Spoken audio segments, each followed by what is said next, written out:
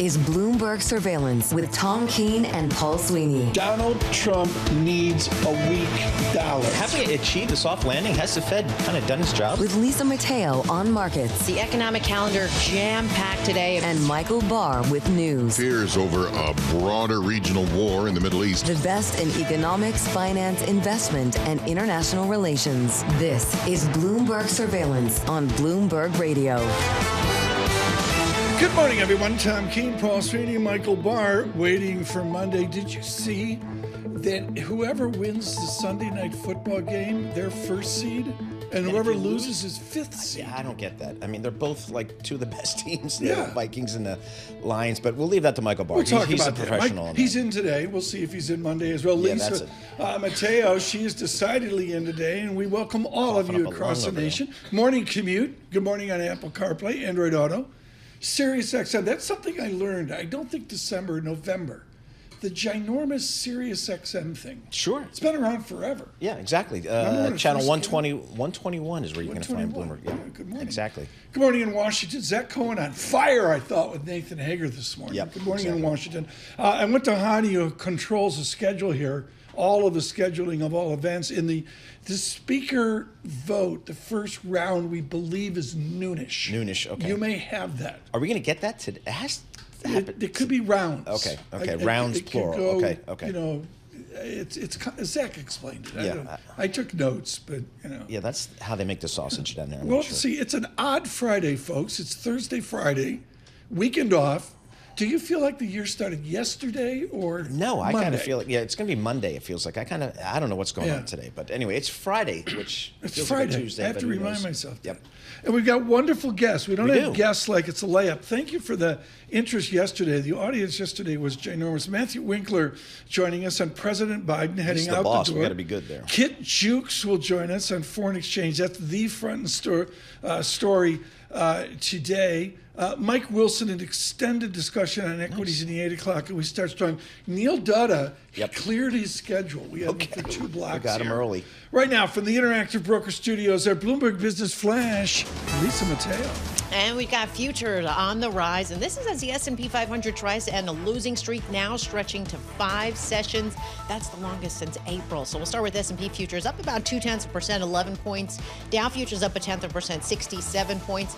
And NASDAQ futures up 0.3%, or 71 points. The 2-year yield, 4.23%. That's little change. And the yield on the 10-year, 4.54%. And that is down 1 basis point. In Asia, Chinese stocks extended the worst start to the year since 2016. That's over worries about the growth outlook.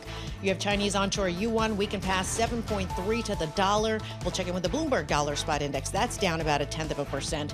And we have Bitcoin dropping for the first time in 4 days. It's down about 0.5% at around 96,000. Meanwhile, investors, they yanked a net $333 million from BlackRock's iShares Bitcoin Trust ETF yesterday. That was the most withdrawn since the fund's launch. And shares of U.S. Steel, they're down about 9%. Sources saying President Biden expected to block the sale of the company to Japan's Nippon Steel over national security concerns. That is a Bloomberg Business Flash. Tom and Paul. Thanks so much, Lisa. Greatly appreciate it. 2 years ago, he was my economist of the year. He had an optimism about the American economy amidst recession gloom. Neil Dutta takes a continued victory lap. He's with Renaissance Macro this morning. Stop by the Fed show. He was so wound up about the Fed meeting. Was he? Okay. He called my people and said, I demand to come on. Okay. Joining us now because he demanded to come on, Neil Dutta. Neil, let's go back to the last Fed meeting. Why did you go mental? Why did you say, I got to come on, the Fed decides? Well, thanks for having me on, Tom. Happy New Year. Well, I would just say that it was a complete 180 from the meeting right before that, when they said they wouldn't prejudge policy outcomes right after the election. And what did they do in December? They prejudged policy outcomes before anything even happened, basically taking out insurance on potential tariffs before Trump even takes the oath of office. I thought that was quite revealing. So, this idea that the Fed is responding to the data and adjusting their forecasts, I don't really think that washes. If you look at how much the data surprised on the upside with respect to March, I mean, it would make more sense to push off rate cuts at that meeting. But in December, erasing 2 cuts, given the forecast revisions, I thought was a little bit much. So this was really about a balance of risks story that they explicitly said they wouldn't do. The higher yields and the attendant strong dollar, does that force or cause a slowdown?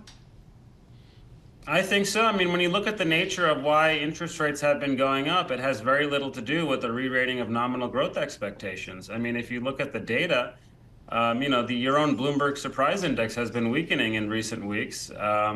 So the economic data has been slowing. If you look at inflation expectations, both of surveys of consumers and businesses, they've been falling. So, my sense is that this has something to do that's not related to the data. I think it has to do with term premiums. Maybe that's a function of QT. Maybe that's a function of what's going on globally. You're seeing rates go up in Japan, for example.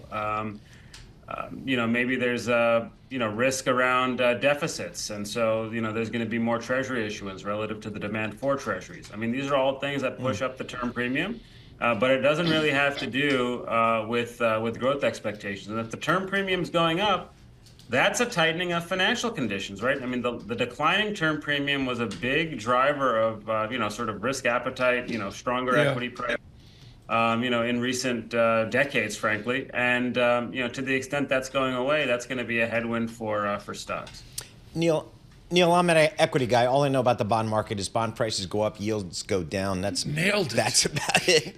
But I got my Federal Reserve cutting interest rates. Why are my yields in this bond market thing going up? I thought the yields should be going down. Yeah, I mean, it's a good question. I think, obviously some rates are coming down. Some private sector borrowing rates have been coming down alongside the Fed easing. So, for example, HELOC rates have been coming down. Auto loan rates have been coming down. Prime rates obviously have been coming down because those are very much keyed off what the Fed is doing.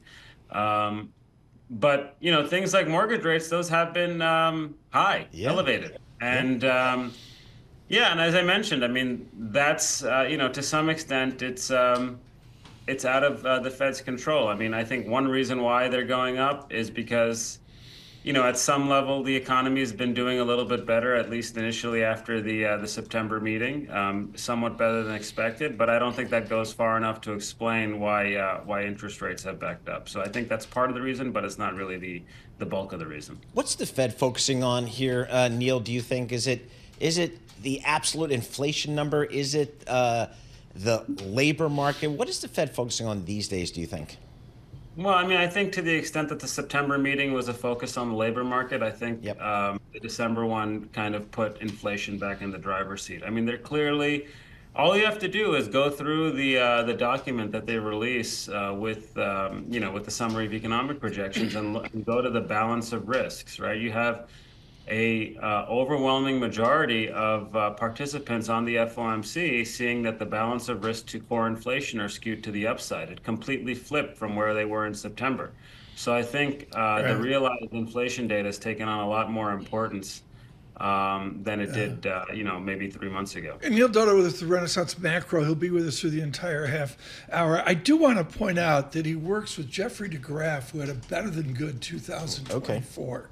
Okay. We were hoping to get Mr. DeGraff is very tough to book. Yeah, he's a tough He's got, guy. it's not like Dutta. We can get Dutta anytime we want. Okay. Jeff DeGraff is just like absolutely impossible to get. What do you learn from Jeff DeGraff right now, Neil Dutta, when you tie in his world-class equity coverage into your call of a slowing economy? How do you synthesize those two? Well, I mean, I would say that the market is oversold. So that's reasonably good setup going in into the new year. So you're sort of probably due for a bounce. But I do think interest rates up at these levels concern him. And so that's something to keep in mind. For my own part, I mean, I would say that really to me the big story, frankly, is the performance of housing. Right. I mean, this is why, you mentioned Economist of the Year back in 2023. It was a weak moment. I didn't get that back. I didn't get it for 2024, Tom, unfortunately. But I would just say that one of the reasons why I made the calls I made in 2023 is because at the end, 2 years ago, at the end of 2022, the Fed was dialing back kind of the hikes, and housing stocks were outperforming. So that's kind of a, an interesting tell. Now you have the Fed cutting and housing stocks are underperforming. So, I think the underperformance of home building is, I think, an important kind of. Let's do this. I got to cut you off. We're going to come back with Neil Dutta, and we will talk about the housing market because Sweeney demands we talk about the housing market. Neil Dutta from Renaissance Macro with us. Too quick. Futures up 10 with our news in New York City. Michael Barr. Thank you very much, Tom, Paul, Lisa. After an ISIS-inspired attacker plowed a truck into a crowd, killing 14 people on Bourbon Street, the French Quarter came back to life last night. Law enforcers from various agencies nearly outnumbered the tourists in the French Quarter. Meanwhile, the younger brother of the man who carried out the deadly truck attack in New Orleans says he's still in shock. Abdul Rahim Jabbar. This is completely out of character, fam, these actions. And they're also not any type of representation of what it means to be a Muslim. The FBI says Shamsuddin Jabbar, an Army veteran who plowed into people in a pickup truck on Bourbon Street on New Year's morning, was inspired by ISIS and acted alone. Authorities in Las Vegas are combing through the personal history of the 37-year-old man, Matthew Allen Livelsberger, who police say blew up a rented Tesla Cybertruck outside Trump International Hotel in Las Vegas on New Year's Day. He was a master sergeant in the Green Berets. Whether House Speaker Mike Johnson gets to keep his title in the new Congress will be decided today with a vote in the House. With at least one firm no and more than a dozen Republicans undecided, Speaker Johnson's tenure is very much up in the air. The firm no, Republican Representative Thomas Massey. He's not a competent speaker. He doesn't know how to rally this conference. He doesn't know how to get bills passed. He showed us that right before Christmas with the failures on the CR. That is despite the backing from President-elect Donald Trump. South Korean anti-corruption investigators failed to arrest impeached President Yoon Suk-yeol after a nearly 6-hour standoff with his security team. Supporters for Yoon outside his residence cheered after investigators said they are stopping his arrest attempt for now, after deeming it impossible. Global news 24 hours a day and whenever you want it with Bloomberg News Now. I'm Michael Barr. This is Bloomberg. Tom, Paul, Lisa. We're going to come back with Neil Dutta on real estate. Paul, what do you see here? I'm looking back 25 years on the bank rate 30-year. And basically, geez. I'm back where I was in 2001, 1999, which I remember as ugly. Yeah. I mean, it's all about home affordability, Tom. The prices of homes are very expensive. There's not a lot of supply. I think just in general, although we're hearing weakness in some of the hot markets like Florida, like Texas, some of that's kind of peeling back a little bit. But that home affordability, which is the absolute price of a home, plus the cost to finance it in terms of the mortgage market, also higher rates, it really pricing out a lot of people from home ownership, which means rental markets are pretty hot. Yeah, out on YouTube live chat across this nation, do this for Neil Dutta as well. Give us some of your housing and rental anecdotes where you live. People from all over the country tuning in on YouTube. You subscribe to Bloomberg Podcasts out on YouTube. You go YouTube, Bloomberg Podcasts. It works. And there it is. You subscribe to it and you get all the value add of Bloomberg Radio. Not only Lisa Mateo. I mean, you get Lisa Mateo, but you get more than that as well. Futures up 12, Dow futures up 71. VIX extends out yesterday, 17.88. Bloomberg surveillance.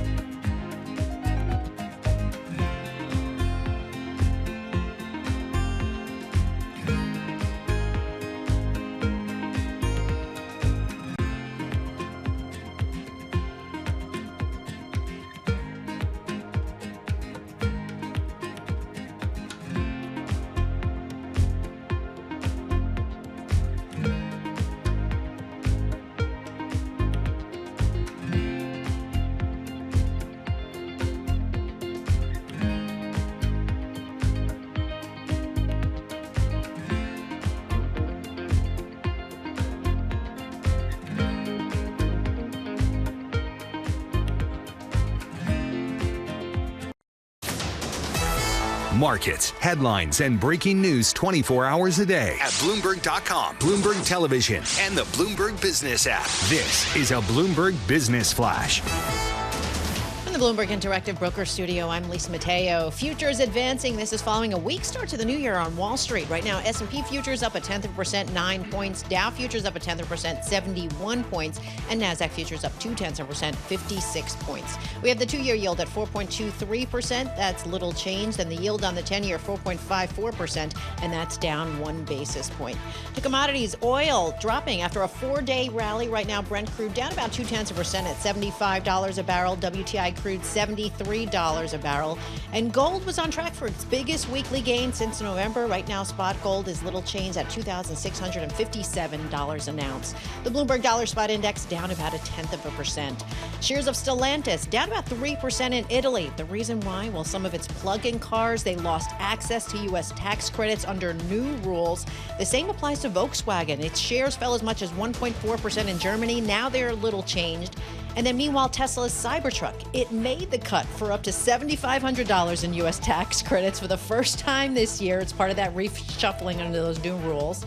And then speaking of Tesla, might as well check in with them. Their shares are on the mend. They're up about 0.1%, and that's after taking a real hit yesterday when the company announced annual sales dropped for the first time in more than a decade. For on-demand news 24 hours a day, subscribe to Bloomberg News Now. Wherever you get your podcasts, I'm Lisa Mateo. That is a Bloomberg Business Flash. Paul and Tom. In Paris, lots of Tesla Ubers. Really? Okay. And they're good because many of the other cars are sort of sports car, sleek, raked roofs. Yep. And I literally can't. You can't get in those. No, Tom's not getting in. I can't. You need what you need are the London taxis because they have Love tons them. of room. Love Best those. taxi service Best taxis in the world. Absolutely. Love the.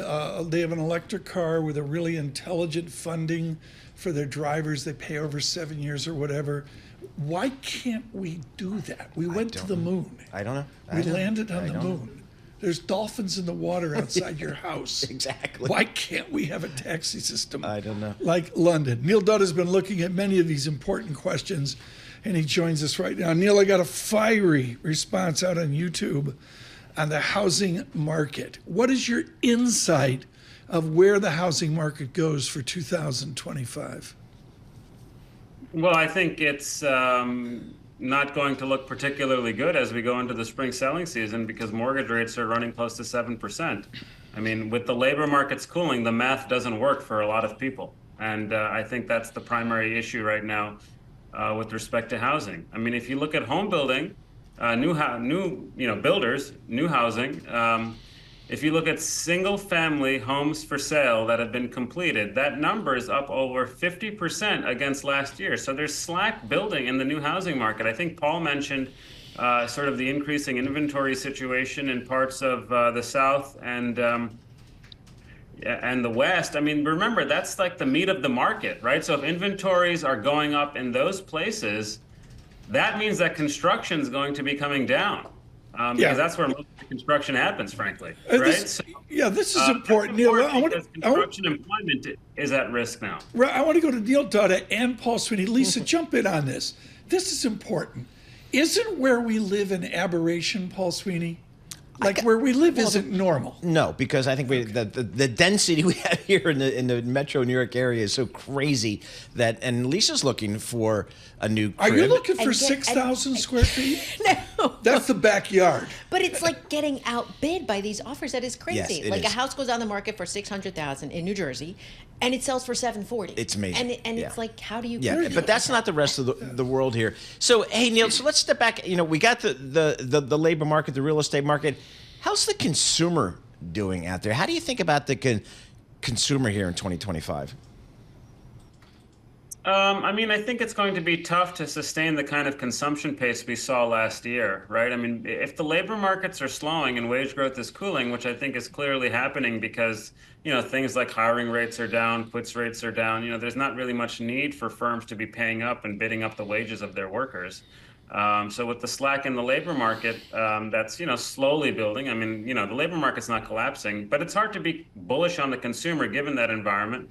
And I also think there's probably a bit of an asymmetry, right? I mean, the thing that's been supporting, I think, consumption has been, rising wealth, sort of equity prices going up, home prices going up. And to the extent that that doesn't continue, I mean, we've seen some slowing in stocks. I mean, there's probably an asymmetry there, right? Where a modest slowing gets you maybe an outsized slowdown in right, so that K-shaped economy here. It's the second time you've mentioned it. I like it. It makes so much sense to me. Is it about Keene? Yeah, exactly. That K-shaped economy I kind of makes sense to me. So what should the Fed do given that here? I mean, again, I guess if you look at the WIRP function, WIRP go on the Bloomberg terminal, this suggests maybe a couple of rate cuts this year. Should the Fed do more, do you think?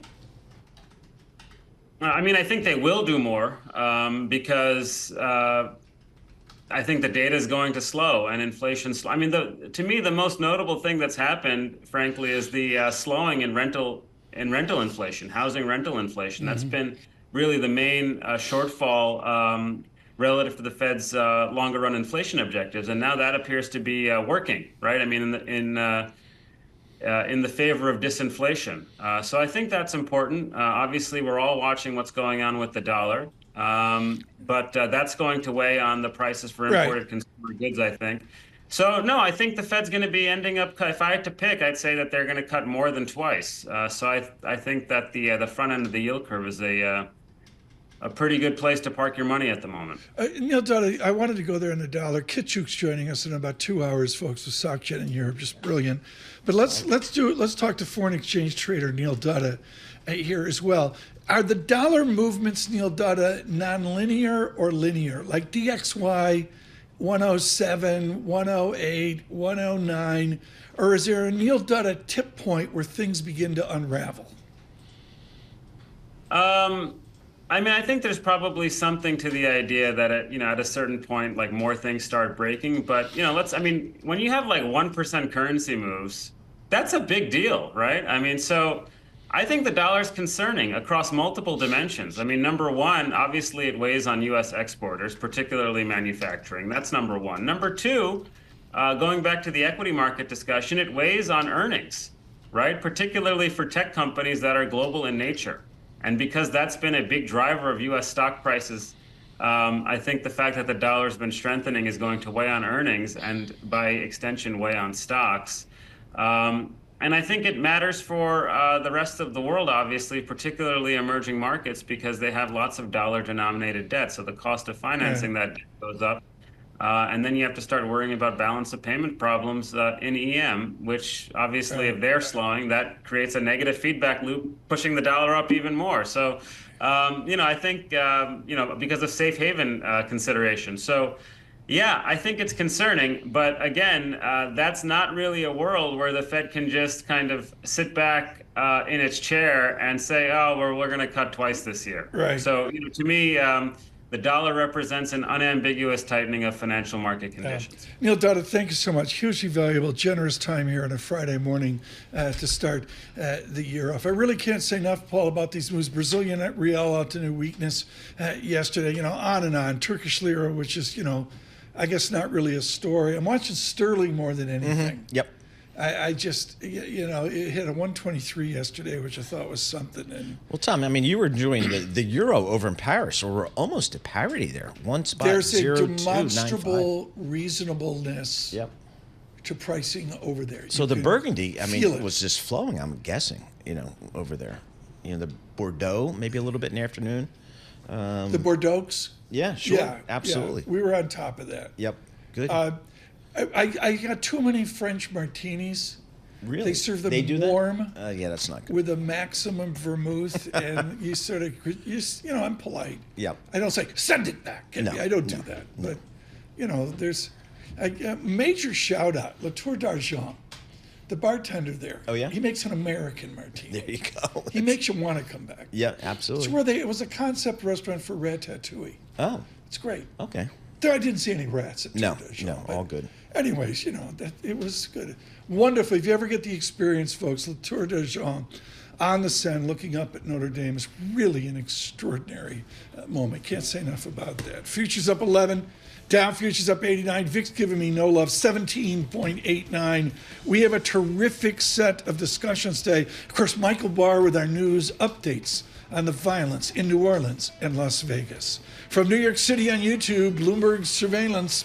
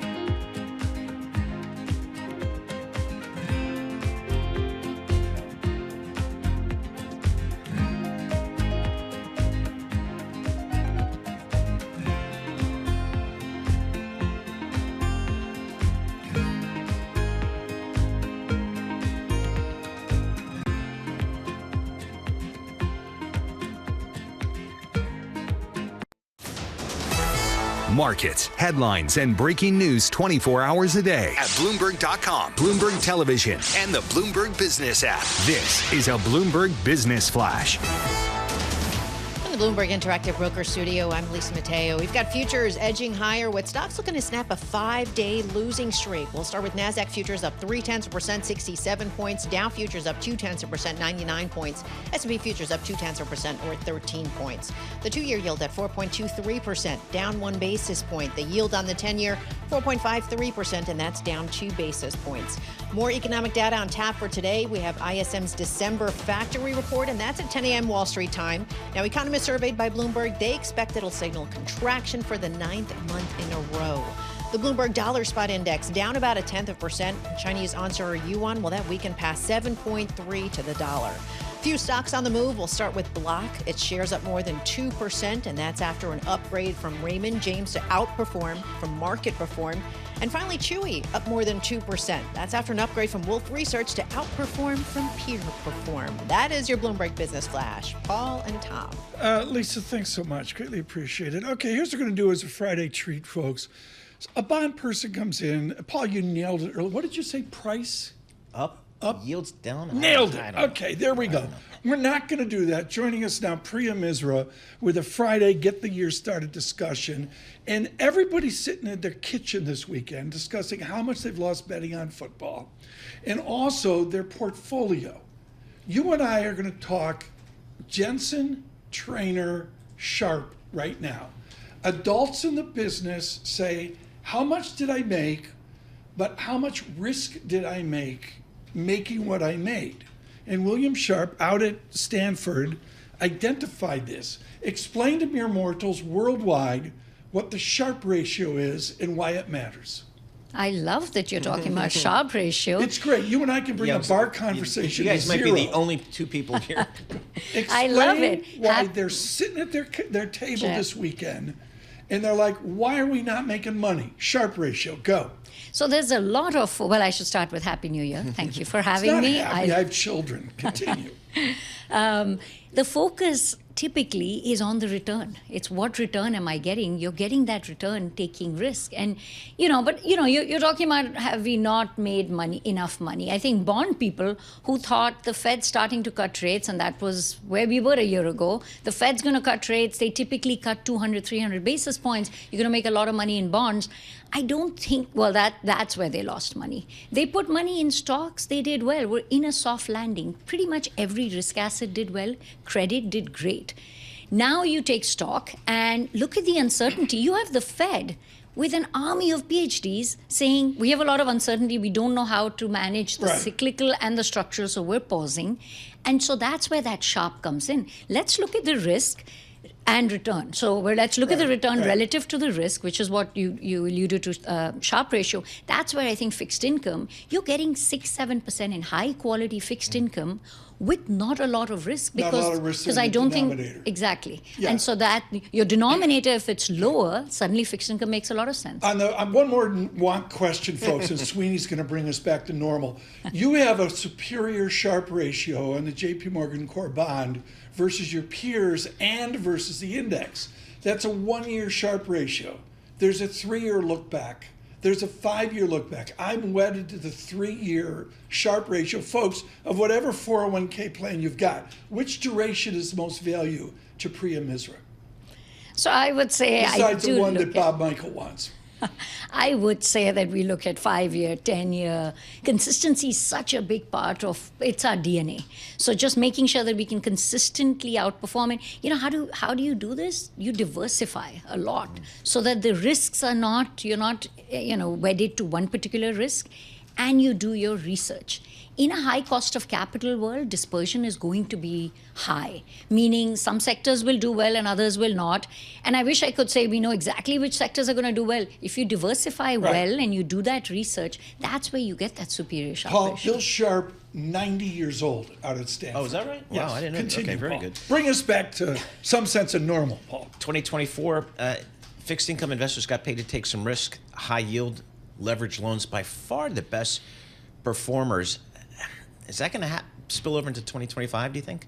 I think so. And here's why. Let's look at fundamentals. Fundamentals of the corporate sector is still very strong. It was strong a year ago. It's still strong. You're looking at strong balance sheets, strong business models, earnings are decent. We're also looking at what are companies doing with their debt. Are they re-levering up? That would make me a little nervous. Mostly they're not. I will say, since you talk about high yield and leverage loan, I mean, high yield default rates, including the restructuring, has been 1.5%. It's low. Leverage loans a little higher. So I think you have to be careful what you buy. We like high quality high yield. We like parts of leverage loan. I think fundamentals are strong. Then let's look at technicals. Technicals extremely strong. People are looking at the returns they had in equities and they're saying maybe we should rebalance. You look at fixed income, if you're getting, well, in high yield, you're getting 7-8% with lower volatility. That's why we're seeing continued inflows into bond funds. So I would say technical, fundamental, very positive for fixed income. I think you have another good year as long as that soft landing is maintained. Are there some industries, sectors that are attractive to you that screen well for you guys in terms of maybe taking some credit risk? So I would say financials is an area that we like. Utilities is another one in investment grade. Within high yield, there's parts of media and telecom that have been beaten up. And they've actually started to perform well. And that's where, but I would say rather than sectors, even look at companies. You have to drill down into balance sheets to make sure you know what you own, particularly as you sort of go down that risk spectrum. New issuance. We've seen a ton of new issuance in the bond market. I mean, did they call you up when Morgan Stanley and Goldman Sachs, they've got new issuance? Did they call JP Morgan Asset Management to buy new issues? Are you guys known as, hey, we'll buy pretty much anything you got for sale? How do you guys do that? Not everything that's for sale. We absolutely look at the new issue market. Sometimes there's a new issue premium, as there was. We started to see the new issue market sort of begin yesterday. We would love to buy something with a premium because you're getting paid to buy that new bond, which is actually going to be more liquid, and you can get out of some of your older bonds. We're getting inflow, so we're investing. I mean, I think January tends to be seasonally a higher issuance month. So we expect more issuance. What I'm looking at is net issuance. So 5 years ago, when COVID hit, or 4-5 years ago, you have this big burst of issuance. And what we're seeing now is that issuance is being refinanced. If net issuance was picking up a lot, that means the corporate sector is getting levered up, I might hesitate to buy. This is still net issuance. We think will be actually lower this year compared to last year. Gross issuance will be high, but companies have to refinance, investors have to refinance. So Tim Cook watches the new episode of Silo tonight on Apple TV, goes mental over the dystopian destruction of the world, and he goes out and issues $30 billion of bonds. Do you want to buy Mag 7 paper? I like the fundamentals of the Mag 7. What I don't love are the spreads. I mean, you're not getting paid. They're tight. You're not getting paid. I would rather look at you can take the same risk if you take it in securitized form. That requires even more work. What does that mean? So securitized would be... You own John Tucker's new iPhone? Is that what that is? That would be a tranched up, structured security with more consumer risk. I mean, there are some corporates in housing, single-family rental. They take all these loans, they put it in a structure and tranche it. But Apple's not doing a securitized. They don't have to. So I would say I'd like to take that credit risk, but where am I getting paid more than the 70, 80 basis points you're getting paid? So it's more about what return am I getting versus the risk I'm taking. And that's where I would say securitized will screen better than something like Mag 7, though the fundamentals are strong. Are you getting cash inflows into your bond funds these days? What are your clients doing with allocation? Are they putting money into the bond funds? We are getting inflows. I think the industry is getting, I'd like to say, are we getting more market share? I don't know. The industry is getting more inflows. We're absolutely getting inflows. I think people are looking at all-in yields and looking at their portfolios and saying, well, maybe we should put some in fixed income. The other thing they're looking at is cash is giving you 4%. And a bond fund is giving you 5-6%. Okay, I'm picking up yield, and so I'm moving up. I got 25 seconds because we've got to move you out because Barr's got to sit down. It's in his contract for 2025. Are you picking out carpet yet for the new skyscraper? Are they having the designers in saying, Priya, do you want it maroon? We are very excited about that building. We can see it go up in front of us. Have you been inside? We haven't, but it does look like it's getting there. In 7-8 months, we're told it'll be done, I hope. It's like Silo. You look out the windows of the cafeteria at Park Avenue, and you're not sure what you're looking at out there. No, we're doing a remote. I'm telling Jamie Dimon right now, when that thing opens, we're doing a remote from Priya, JP Morgan. did you see the view she has? I know. Yeah, she's looking at a brick wall on Madison Avenue. Exactly. Right now, I'm just looking at the screens, but yes, it's a beautiful building. The Bloomberg screens, right? Yes, exactly. Oh, thank you. You can come back. Priya Misra, thank you so much with J.P. Morgan. And really important discussion here earlier on the Sharpe ratio. If you don't know what that is, look it up, study it. But I just can't say enough about the financial media return. You know what? It's about the risk along the way matters a little bit. That was a clinic with Priya Misra of J.P. Morgan. Futures up 13, Dow futures lift. I don't trust it. We're where we were yesterday. Yeah. Then what happened? We Tesla? every morning I Tesla hand off came gains out. to Carol Master and Tim Stenovic, and then something happens in the Boom. afternoon, it all goes away. I thought it was like sort of Tesla yesterday, a little bit soggy here right now. Just deciding he's taking Monday off with our news in New York City. Michael Barr. Thank you very much, Tom, Paul, Lisa. A mix of law enforcement, street performers, and football fans have been filling New Orleans blocks after a New Year's Day truck attack.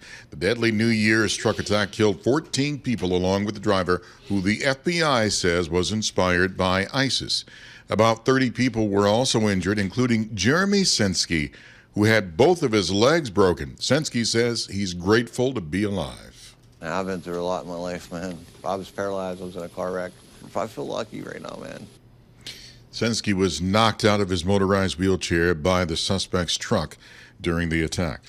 Authorities say a highly decorated soldier inside a Tesla Cybertruck packed with fireworks that exploded outside a Trump hotel in Las Vegas shot himself in the head just before detonation. The driver has been identified as 37-year-old Matthew Livelsberger, who was with the Green Berets. Mike Johnson is about to find out how much weight a Trump endorsement carries when the House meets today and votes on a new speaker. Bloomberg tax reporter Zach Cohen says Johnson could be in for multiple rounds of voting, with ultra-conservative Republicans upset about his job performance and deal-making with the Democrats.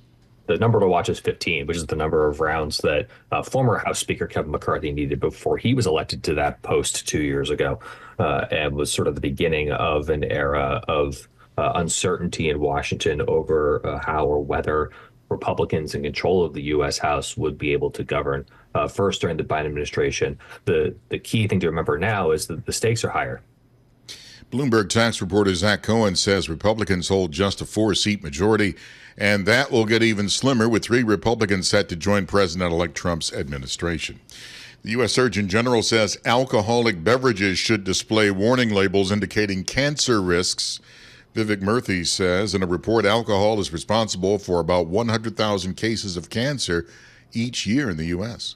Global news 24 hours a day, whenever you want it, with the Bloomberg News Now. I'm Michael Barr, and this is Bloomberg. Tom, Paul, Lisa. Michael Barr, thanks so much. Okay, let's do it right now. NFL this weekend, it's like the last soiree, right? Yeah, this is it. This is it. That's why we didn't even have a Tuesday game. Besides your beloved Lions, what's the game you're most focused on this weekend? Actually, I got my eye on the Miami game. Really? Because they have to win, and then I think Denver has to lose in order for them to make the playoffs. And it could be Aaron Rodgers' last game.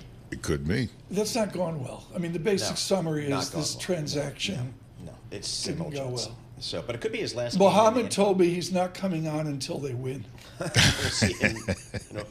Not for a while. No. Yeah, I mean, this is, and don't get me wrong, I think Aaron Rodgers definitely Hall of Fame player, but it just didn't go well for the past 2 years for New York and the Jets. I don't have the time now to do it, thank God.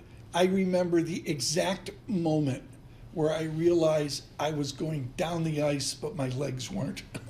Yeah. I remember I can tell you exactly where I was. It'll let you know. Trust me. Good morning, Tabor Academy, Marion, Massachusetts. Good morning, 92.9 FM in Boston, Bloomberg 1130 in New York, our flagship, and 99.1 FM, the radio station of Zach Cohen, Bloomberg Surveillance.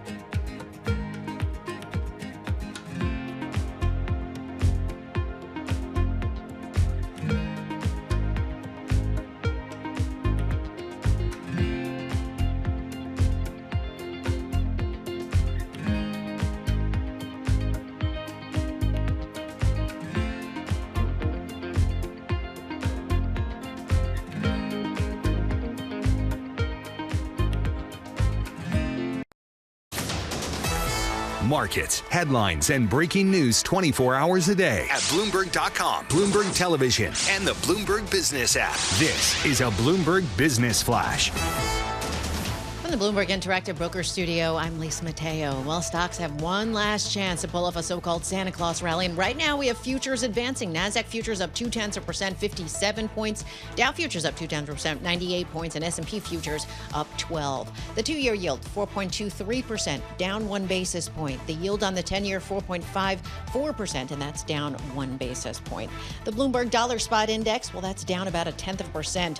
We have a few stocks to keep an eye on. We'll start with shares of Carvana. Still feeling the pressure. They're down about 4%. This is after a critical report released yesterday from Hindenburg Research. And then you have nuclear power plant operator Constellation Energy on track to extend a rally. It started yesterday when it said it won more than $1 billion in U.S. government contracts. Its shares up more than 1%. And the same goes for another nuclear power plant operator, Vistra. They're up about 1%.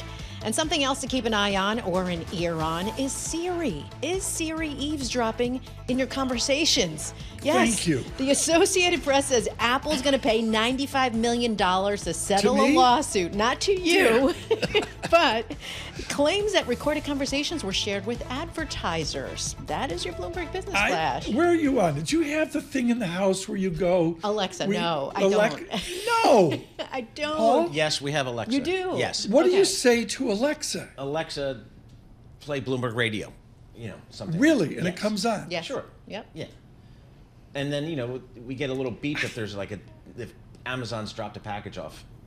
It says, hey, Amazon. But I just don't, Siri sometimes, I don't know, I have conversations and fights with Siri, but sometimes I'll be just standing there and she just starts talking and I'm like, I didn't even talk to her. I wonder what She's portion listening. of people are like me where I just turn it off. I just don't have it. I just know.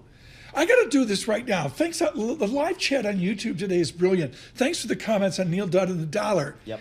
Eli or Aaron, I put it into Google search, and everybody knows I'm talking about Eli Manning or Aaron Rodgers. Paul Sweeney discussed.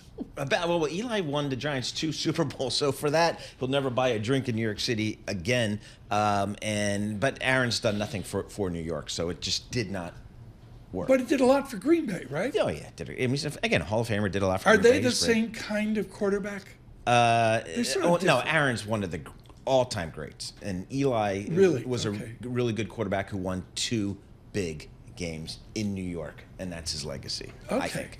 Well, thank you for that on YouTube. I'm go. learning every day.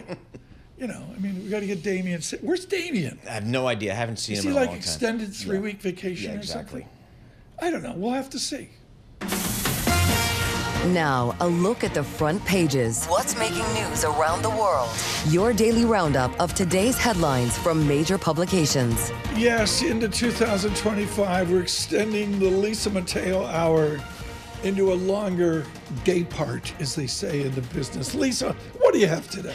So younger drinkers, this is apparently according to Financial Times, they are sipping less French wine. Yes, they're opting for different beverages, rosé, beer, spirits, cutting out alcohol altogether. So I'd like to go to Paris correspondent Tom Keene and find out, were they sipping less French wine in Paris? Yeah, I think they are. It's in the zeitgeist over there. They're very concerned about it. And what's fascinating is selected restaurant owners talking about how people are just flat out drinking less. Yes. And, you know, I did a shout out on Twitter.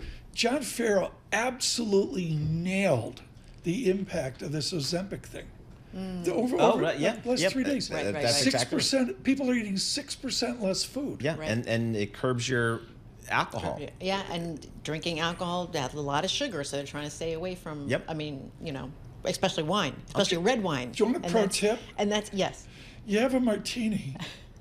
Maybe 2. And these are smaller martinis. These are Mad Men martinis. And then to cut back on alcohol, the third martini, you have a reverse martini. What is that? Which is a little bit of gin, but with vermouth. That's how that's a measured consumption decline. All right, interesting. Yeah, but the red wine thing is a big deal. No, but it is, and it's causing a lot of people to change. Like a lot of the producers, they have to focus on higher quality wines, right? Because the younger generations like certified organic wines. And then they're offering reds, like whites, low alcohol wines, but also making the low alcohol wine, it's more expensive. So now the producers are having to fork over more money to make these low alcohol wines. We're drinking Barbarescos now. That's what we're into. What is it? We're drinking the Barbaresco, the Nebbiolo grape. Coming at it. Oh, listen to you. Got turned on to that a couple years ago, and that's what we're drinking. Yeah, I was weaned on Morgan David MD 2020. That's where I was next. What else? America apparently getting better at getting things done. Workers and companies are getting more productive, okay? This is Labor Department data. Productivity rose 2% in the third quarter compared to a year earlier. But the Wall Street Journal says the reason why a lot of business owners using AI to help write things like marketing plans, emails, social media posts, the influx of immigration. They say immigrants often take those manual intensive jobs, so that allows other workers to move up to these highly skilled roles. But also, the QR codes, that makes things better because you have instead of paper menus at restaurants. I'm sure you've seen that. And I hate that. You do hate it. I hate that. Yeah, with a passion. Yep. Why are you doing this? Sparta's actually listening this morning. Well, because he only works like 2 days a week. Exactly. But Sparta's listening, and you're talking productivity. Yes, faster productivity. Productivity grows, the faster the economy can grow. So Tucker's got to get with it. Yes. The weak point here is John Tucker. Next. And the head of YouTube, I know you're going to like this one, is saying that artificial intelligence and online influencers are going to help supercharge their growth in the coming years. So this is Neil Mohan. He's telling the Financial Times they're ramping up AI spending. So they have 2 experimental features from DeepMind. That's like their AI unit. It's called Dream Screen and Dream Track, and they generate videos and music from text. So that's one thing they can do. They also auto dub, which means that they translate to English language videos into 8 other languages. And they're saying it's going to help with online creators because that's their big draw. Hundreds of millions of Gen Z fans are from these online creators. So that's really helping, to get your subscriptions down there at growing. the cafe. What was that? Là-bas au café. That's a productivity. That's AI. That's productivity. Là-bas, le café. Like, where did that come I'm taking French level -1. Do you have one more for Maybe us? AI, that is. Oh, and since yesterday we were talking about Apple TV Plus. Please. This story stood out to me. Apple is actually offering a free all-access pass to Apple TV Plus this weekend, today through Sunday, so you can test it out, try it out, see if you like it. And any device that supports Apple TV, you have to want to, sign in with your Apple ID, so all those restrictions. But you can try it out for free if you want, and they got to get those subscribers to Paul, come what do you in. think of this? I mean, where are we in the streaming wars? Streaming, I mean, it's obviously Netflix hugely profitable, Disney finally now profitable, and some of the other players are going to be becoming profitable. So, again, more and more content's going there, Tom, and the biggest issue is live sports. More and more live sports you're finding on the streaming services here, including like the the NFL. football games coming up, Penn State, Notre Dame's on ESPN. Yeah, we're getting some. The wild card games for the NFL are on Amazon Prime. So if you don't have Amazon Prime, you need to talk to somebody in your extended family and figure out if somebody's got a membership there, because that's where you're going to find the NFL I wonder where the wild card games. Go figure. Let's go on streaming. I'm hooked on Silo, and there's some disagreement in the household. Some people think it's slow and doesn't move fast enough. I have to agree with that. Yeah. I might agree with that person in your household. Yeah. It just but doesn't my husband move loves fast it, enough. loves it. Yeah, and I'm finding it just magisterial.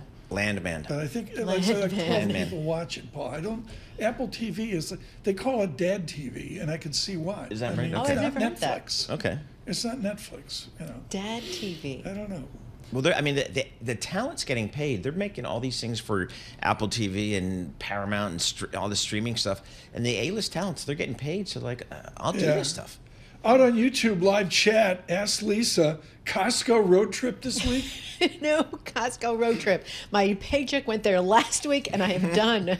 So here's Costco, Tom. Last 5 years, compounded annual return, 28% for that stock. It's a tech stock. It's a tech stock. It's unbelievable. Yes, well said. Joe Feldman at Dana Telsey's shop out with a report on Costco today. We'll talk about that in a bit. What do you do on the first Friday of the year? You look to Aerosmith. Can I play my favorite Aerosmith? Absolutely favorite. Yep. Jaded from the Lens of Boston. That's where it's at, but is that where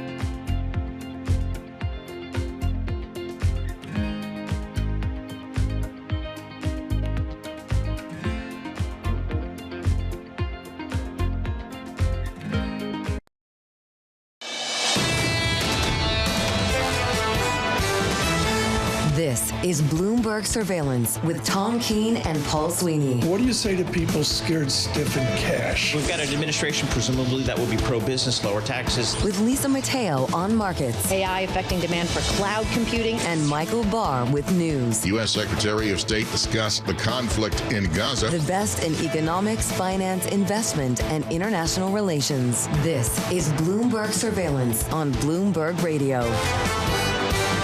Good morning, everyone. Paul Sweeney, Tom Keene, Michael Barr, and Lisa Mateo. We're going to get to it quickly. Michael Wilson with us from Morgan Stanley for the half hour. Really looking forward to that. Neil Dutta, big success last hour on the economy. Here we look at the equity markets, particularly for those that want to participate. But, Paul, they're like, I'm not a raging bull. What do I do?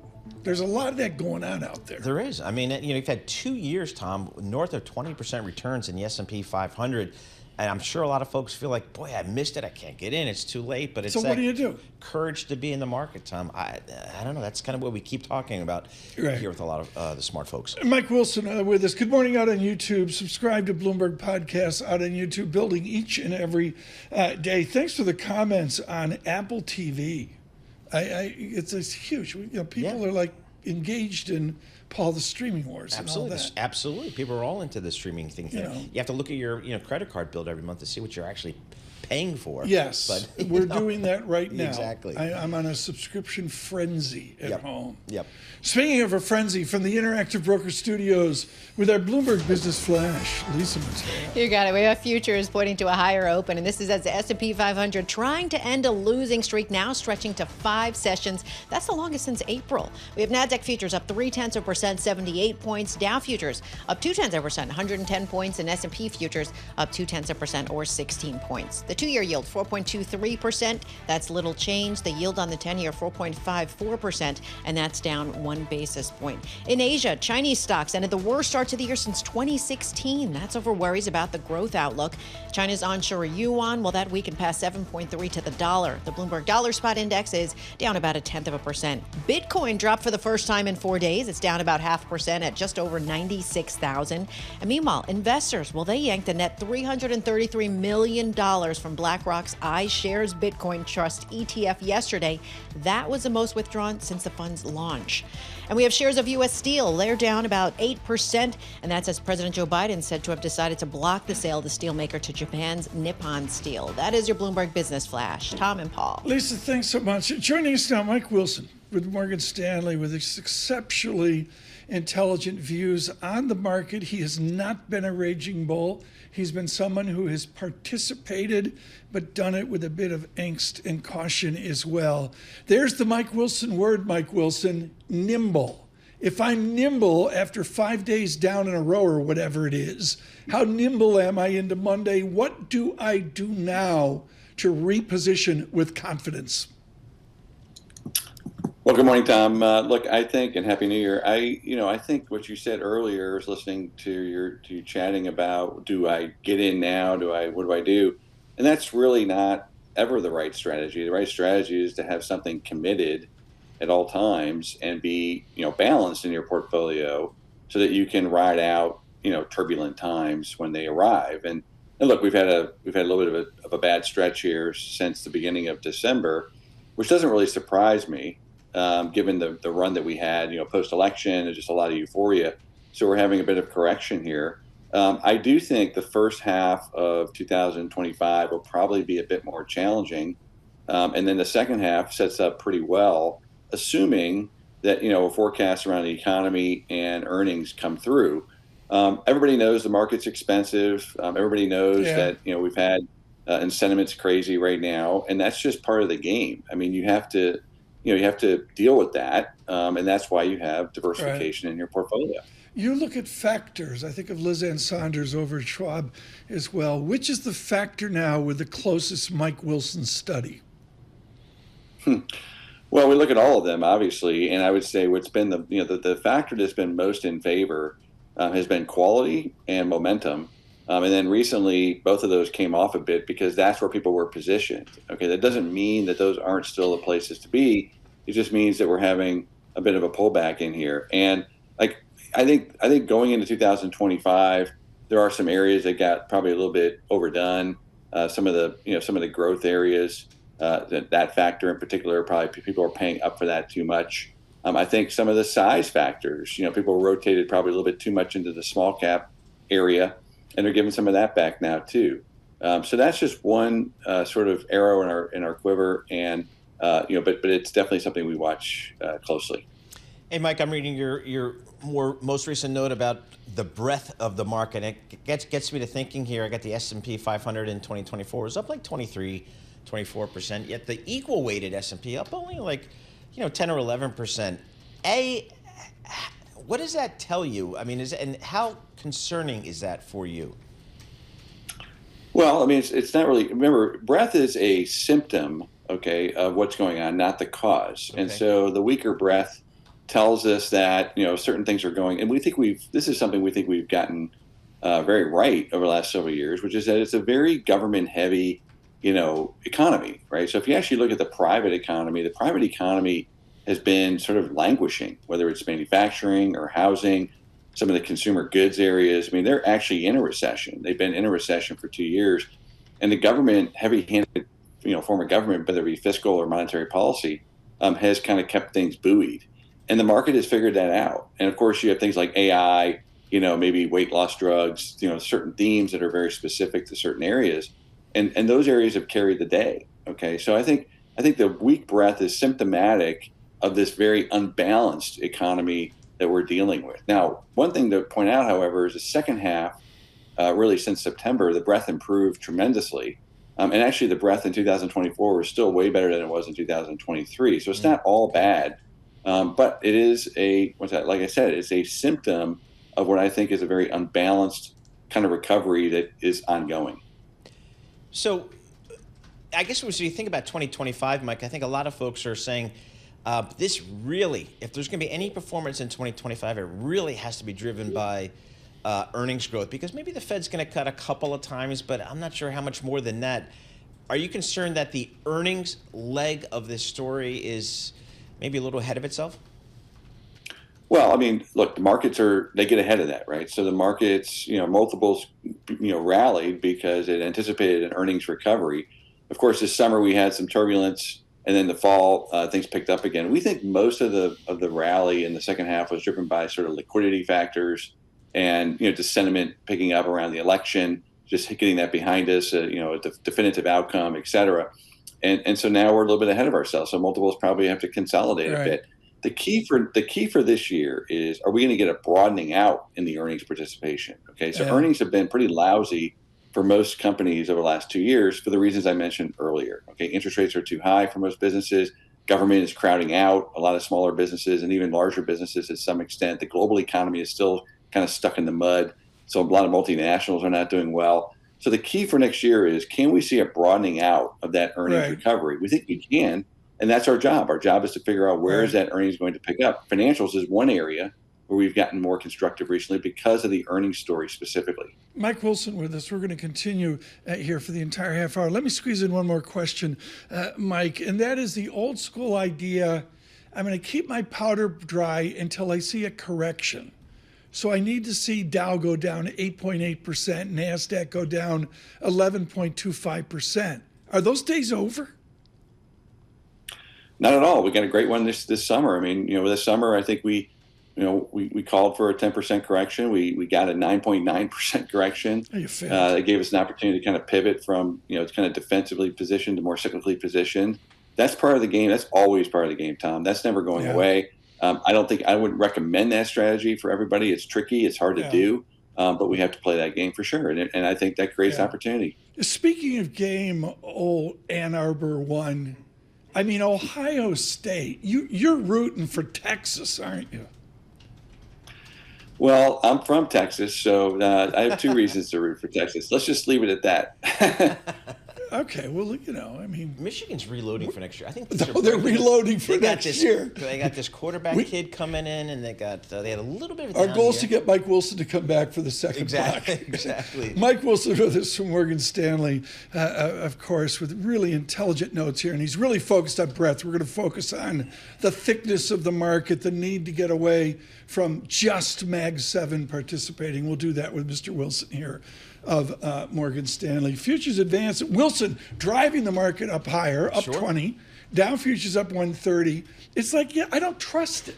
I mean, yesterday, like Tesla units came out, boom, gone. Yeah, I don't know. And we got a red headline across the tape here, Tom. President Biden blocks Nippon Steel's proposed takeover U.S. Steel. So I guess that was expected, but there you go, the official news coming out. President-elect Trump, he would have done the same thing. I think they're actually in agreement there. Yep. So we'll see. We'll have to see. Okay, we'll come back with Mike Wilson with our news in New York City. Michael Barr. Thank you very much, Tom. Paul Lisa, the younger brother of the man who carried out the deadly truck attack in New Orleans, says he is still in shock. Abdur Rahim Jabbar says the last time he saw his brother was about 6 months ago. Everything was just how he had always been with me and around the rest of his family, full of love, well-mannered, well-tempered, helpful. The FBI says Shamsuddin Jabbar, the Army veteran who plowed into people in a pickup truck on Bourbon Street on New Year's morning, was inspired by ISIS and acted alone. 14 victims died and dozens more were hurt. Authorities say the highly decorated soldier inside a Tesla Cybertruck packed with fireworks that exploded outside Trump International Hotel in Las Vegas shot himself in the head just before detonation. The explosion caused minor injuries to 7 people, but virtually no damage to the hotel. When Congress reconvenes on Capitol Hill today, the first order of business will be the election of a House Speaker. Republican Congressman Mike Johnson is seeking to hold the gavel again, but his election is so far uncertain. With a razor-thin majority, Johnson met with potential holdouts. One firm no, Republican Representative Thomas Massey.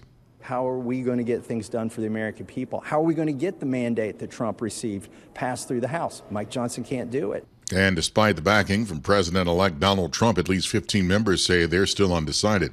And as you mentioned just before this newscast, President Joe Biden has decided to block the sale of United States Steel to Japan's Nippon Steel. The decision ends a $14.1 billion deal that has faced months of opposition and raises questions over the future of U.S. Steel. Global news 24 hours a day and whenever you want it.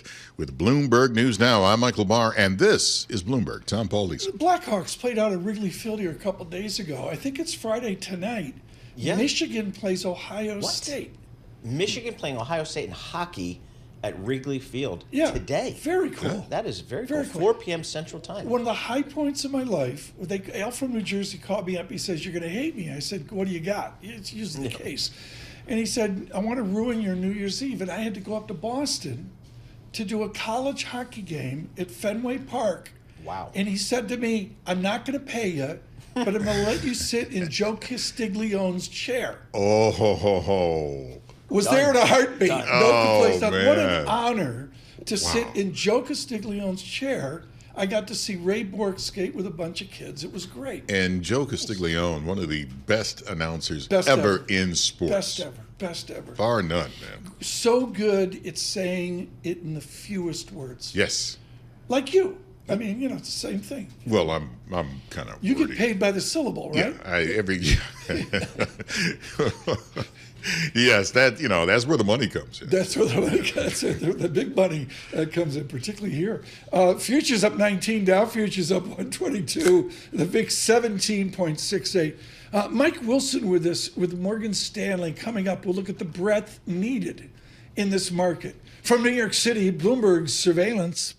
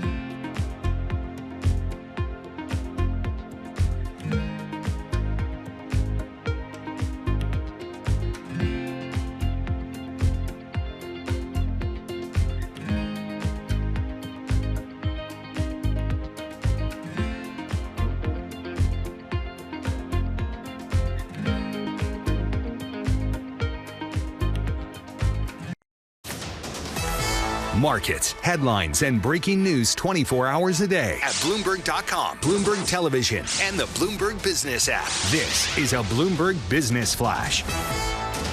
In the Bloomberg Interactive Broker Studio, I'm Lisa Mateo. We've got futures advancing, and this is following a pretty weak start to the new year on Wall Street. We have NASDAQ futures up 0.4%, 87 points. Dow futures up 0.2%, 124 points. And S&P futures up 0.3%, or 19 points. We have the two-year yield at 4.23%. That's little change. And the yield on the 10-year, 4.54%. And that's down 1 basis point.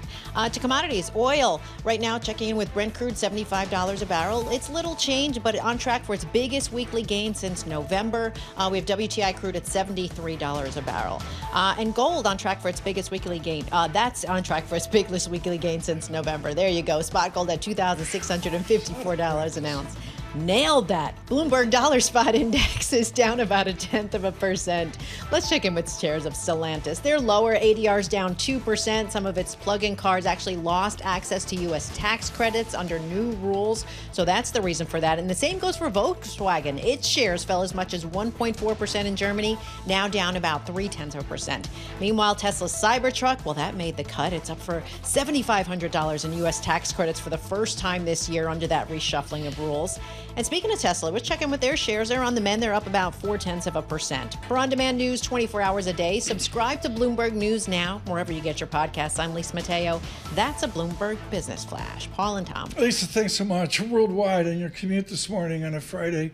And on YouTube, subscribe to Bloomberg Podcasts. We have Mike Wilson with us with Morgan Stanley. If I need breadth to go higher, Mike Wilson, is healthcare so dominant that if healthcare doesn't perform, I don't see an intelligent gain in the market? No, I don't think so, Tom. I mean, healthcare has been languishing for a while. It's been, there's been some big home run winners, and as I mentioned earlier, some of the weight loss drug winners, et cetera. But healthcare has been languishing for the better part of a year and a half on a relative basis, and the market's been fine. So I don't think it's necessary condition. It would be helpful. We'd like to see it happen. I think for healthcare specifically, with the appointment of Bobby Kennedy, well, let's see how that goes. I mean, I think the sector is probably going to remain under pressure until that confirmation hearing. Interesting. And then I think from there we might get a bit of a bounce. Yeah. Mike Wilson, tell me about the necessary condition for breadth to work. What is the single item that you're studying with your team to say we have good breadth? It's what you said earlier, Tom. We need better breadth of earnings revisions. I mean, this has been a theme of ours for the last 2 years. One of the reasons why we weren't maybe as enthusiastic as others in terms of the rally we've had is because we thought it would be narrow. In fact, our forecast suggested that the earnings recovery itself was driven by heavy cost cutting in the Mag 7. And then, of course, they had AI, which helped a handful of companies. You had a few other themes that were driving growth. You had government support for infrastructure spend, things along those lines. And so it was very narrow. So in order for the market breadth, the price breadth to get better, you need earnings breadth to get better. I don't think it's that complicated. And that's what we think should happen in 2025, assuming, once again, that, we don't get some policy changes that are, maybe negative for the market in the near term. And that's really our concern in the short term, is that we think some of the policy changes are probably going to be more negative in the beginning and then more positive in the second half. Hey, Mike, as we all know, the S&P 500 over each of the last 2 years has grown north of 20%.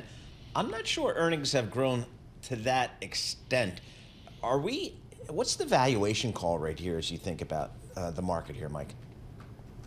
It's expensive. I mean, that's not a great insight. I mean, this is probably the single biggest miss by, I think, everybody in the last 12 months. I don't recall anyone saying they thought we would trade to 23 times earnings, but of course everybody rode the wave, including us, and you're happy to take it. And so now you're sitting here 23 times earnings, and you're like, well, now we need to see the earnings actually surprise to the upside. And you're exactly correct on the fact that earnings have not been the main driver of the returns. The main driver of the returns has been equity valuations. Right. And there's been some specific names that have done a great job in earnings, and those are unique. But overall, this has been probably one of the biggest multiple expansions we've ever seen, coming out of a recession. Okay, so what does that do with cash for Mike Wilson? For Lisa Shallot and Morgan Stanley Wealth Management, is cash your friend right now? Well, I think, short duration fixed income in general has been our friend for the last several years. Being underweight, duration, whether that's 2 years or 1 year or cash, they're all doing the same thing for your portfolio, Tom. They're giving you a nice 4 to 5% return with very low risk. And so that's a great place to have some of your money. Once again, not all of your money. We're probably 5 to 7% kind of in that cash rate region, which is 2 years and in. And that's fine. That's a good place to be when you're getting compensated. I mean, just recall 2 years ago, you were getting zero on that cash. Now that's a bad deal, but today you're getting actually a pretty positive return. And there's a place in every portfolio for something like that. Just ask Warren Buffett. Hey, Mike, it seems like the market's discounting 2 Fed rate cuts this year. Is the market okay with that? Or do you think the market needs to see a little bit more? Or do you think the market is fairly discounting 2 rate cuts? Well, first of all, let me just make an opening statement about that. I mean, if there's one thing that the markets have been more wrong about than Fed cuts over the last 4 years, I'd like to know what it is. So, I mean, this has been probably the single biggest whipsaw, both on the upside and the downside, that the markets have gotten wrong. So I think looking at the bond market right now, what they're pricing in is a waste of time because they don't know. The Fed doesn't even know. What I would say, however, one of the reasons why the breadth has deteriorated, I talked about that as a symptom. The cause of the breadth deterioration, one of them is the fact that rates have gone up at the back end almost 100 basis points since the Fed has cut 100 basis points. Think about that. That means the term premium has really gone up sharply.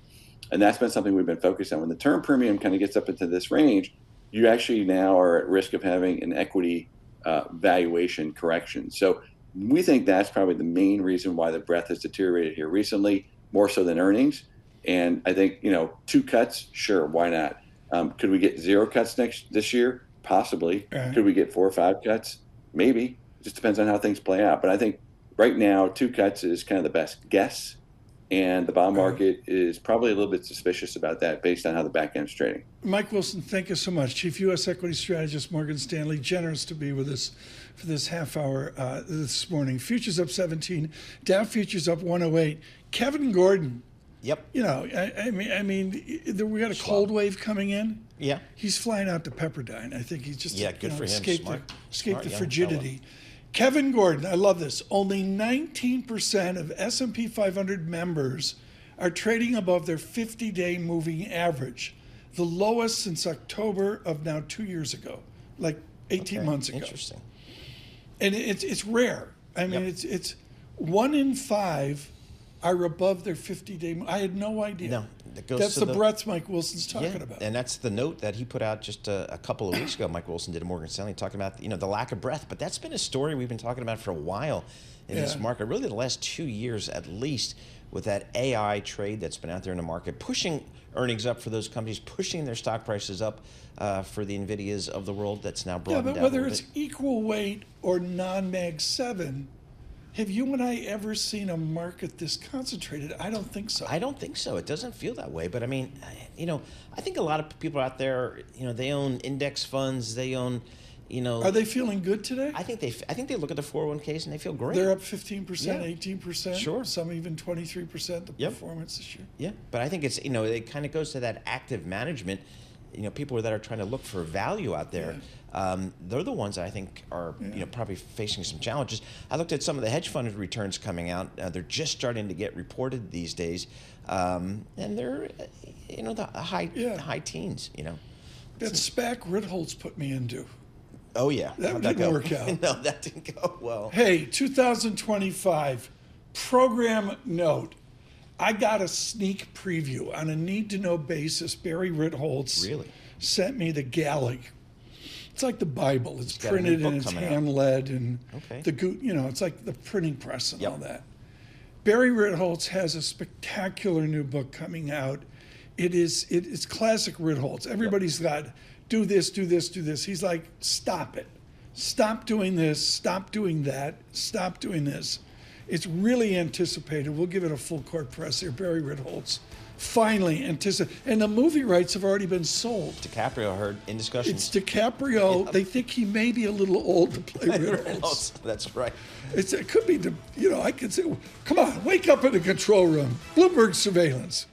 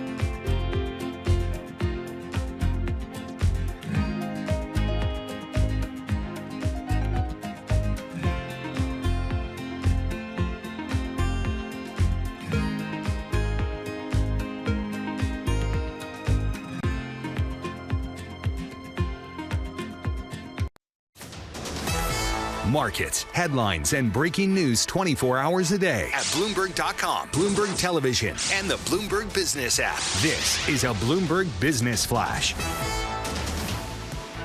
From the Bloomberg Interactive Broker Studio, I'm Lisa Mateo. We've got futures edging higher. Stocks looking to snap that 5-day losing streak. So we have NASDAQ futures up 0.4%, 90 points. Dow futures up 0.3%, 127 points. And S&P futures up 0.3%, or 19 points. We have the 2-year yield, 4.23%. That's little change. And the yield on the 10-year, 4.54%. That's down 1 basis point. More economic data on tap for today. The ISM's December factory report. That's at 10 a.m. Wall Street time. Economists surveyed by Bloomberg expect it will signal a contraction. That would be for the 9th month in a row. The Bloomberg Dollar Spot Index is down about 0.1%. Few stocks on the move. That's Block. Its shares up nearly 3%. That's after an upgrade from Raymond James to outperform from market perform. And then Chewy up more than 2% after an upgrade from Wolf Research. That's to outperform from peer perform. And we have some bad news for Knicks and Rangers fans. Altice has dropped MSG Networks from its Optimum Cable TV lineup on New Year's Day, so you know what that means. Subscribers in the New York area where they can't watch the games of their favorite teams. That is your Bloomberg Business Flash. Tom and Paul. We go to surveillance. How angry at my cable TV provider, Paul Sweeney. Yeah. What's it mean? I mean, Altice, and the thing was, Altice was the old Cablevision owned by Chuck Cablevision. Dolan and Jimmy Dolan, who owned the Knicks and the Rangers. So it's like, it's just crazy. And Altice is a French company. Just going to leave it there, folks. That's what you got. I don't know what you do there. It's tough. Plus, everybody's cutting the cord, so it's like, who cares? I'm getting along my streaming. We're having fun here on a Friday. Matt Lazzetti of Deutsche Bank is supposed to walk in the door. What's the Fed going to do? Boring. This, that, and the other thing. Peter Hooper saying, we just don't need that normal. I mean, you go to the Philadelphia Fed, you got to walk into an office and sit down in front of Loretta Mester, ex-Cleveland, who's prodigious in mathematics. Plosser comes in, shaking things up with, monetary theory. But you're like, you can barely shave, and you're writing a paper with Leo Hannigan on general theory. And I mean, this is like 15 years ago. Matt Lazzetti's writing a paper on the general theory of employment, interest, and money, decades after Keynes. Are we to a new paradigm now? Or are we still living all that history you studied with Leo Hannigan? Yeah, you're really bringing me back to some of that research. Yeah. But I think one of the main points of that work with Lee was the Phillips curve in that relationship is not stable at all. It shifts around over time in a way Plosser would agree. Plosser would agree. In a way that makes it maybe unreliable for thinking about inflation forecasting. Now, this was written, as you mentioned, it was 15 years ago, before the pandemic. That idea, I think, makes a lot of sense given what's happened over the past 5 years, where we've been trying to fit this Phillips curve macro framework onto inflation data. Now, we're able to, I think, back into the data with changing, what the unemployment rate is. Do we use job openings relative to the unemployed? Do we use supply side shocks, whether it's the ISM suppliers deliveries indicators? We're all making it up at the Eccles building. But I think that the key point there was that negative inverse relationship between economic slack, your labor market indicator, and inflation is an unstable relationship over time, makes it difficult to forecast. Bring it forward to the end of January with this Fed. Did they have an underlying operative theory, or off of the pandemic, are they still making it up meeting by meeting? Look, I think what we've seen, especially from their inflation forecast, and that's not just them, but it's been ours as well, they've changed substantially over time. The main point of that December meeting was that they significantly raised their inflation forecast for next year, more than I was anticipating.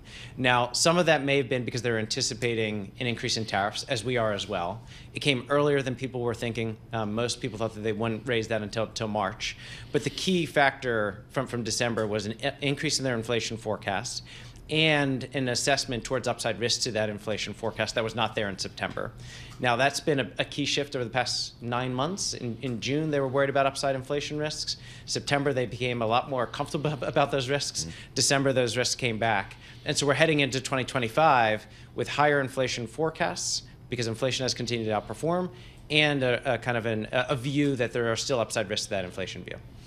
Matthew, did you and your economics team at Deutsche Bank, did you change materially your economic forecast or outlook the day after the election here in November? Not the day after, but within the weeks after. Okay. And I think you have to. The economic policies that are being considered are meaningful. They can certainly impact what's happening with the macroeconomic outlook, and in particular can impact inflation. So if you look at our forecast for this year now, we did upgrade our growth forecast. Now, some of that is just there's been a lot more growth momentum than anybody anticipated.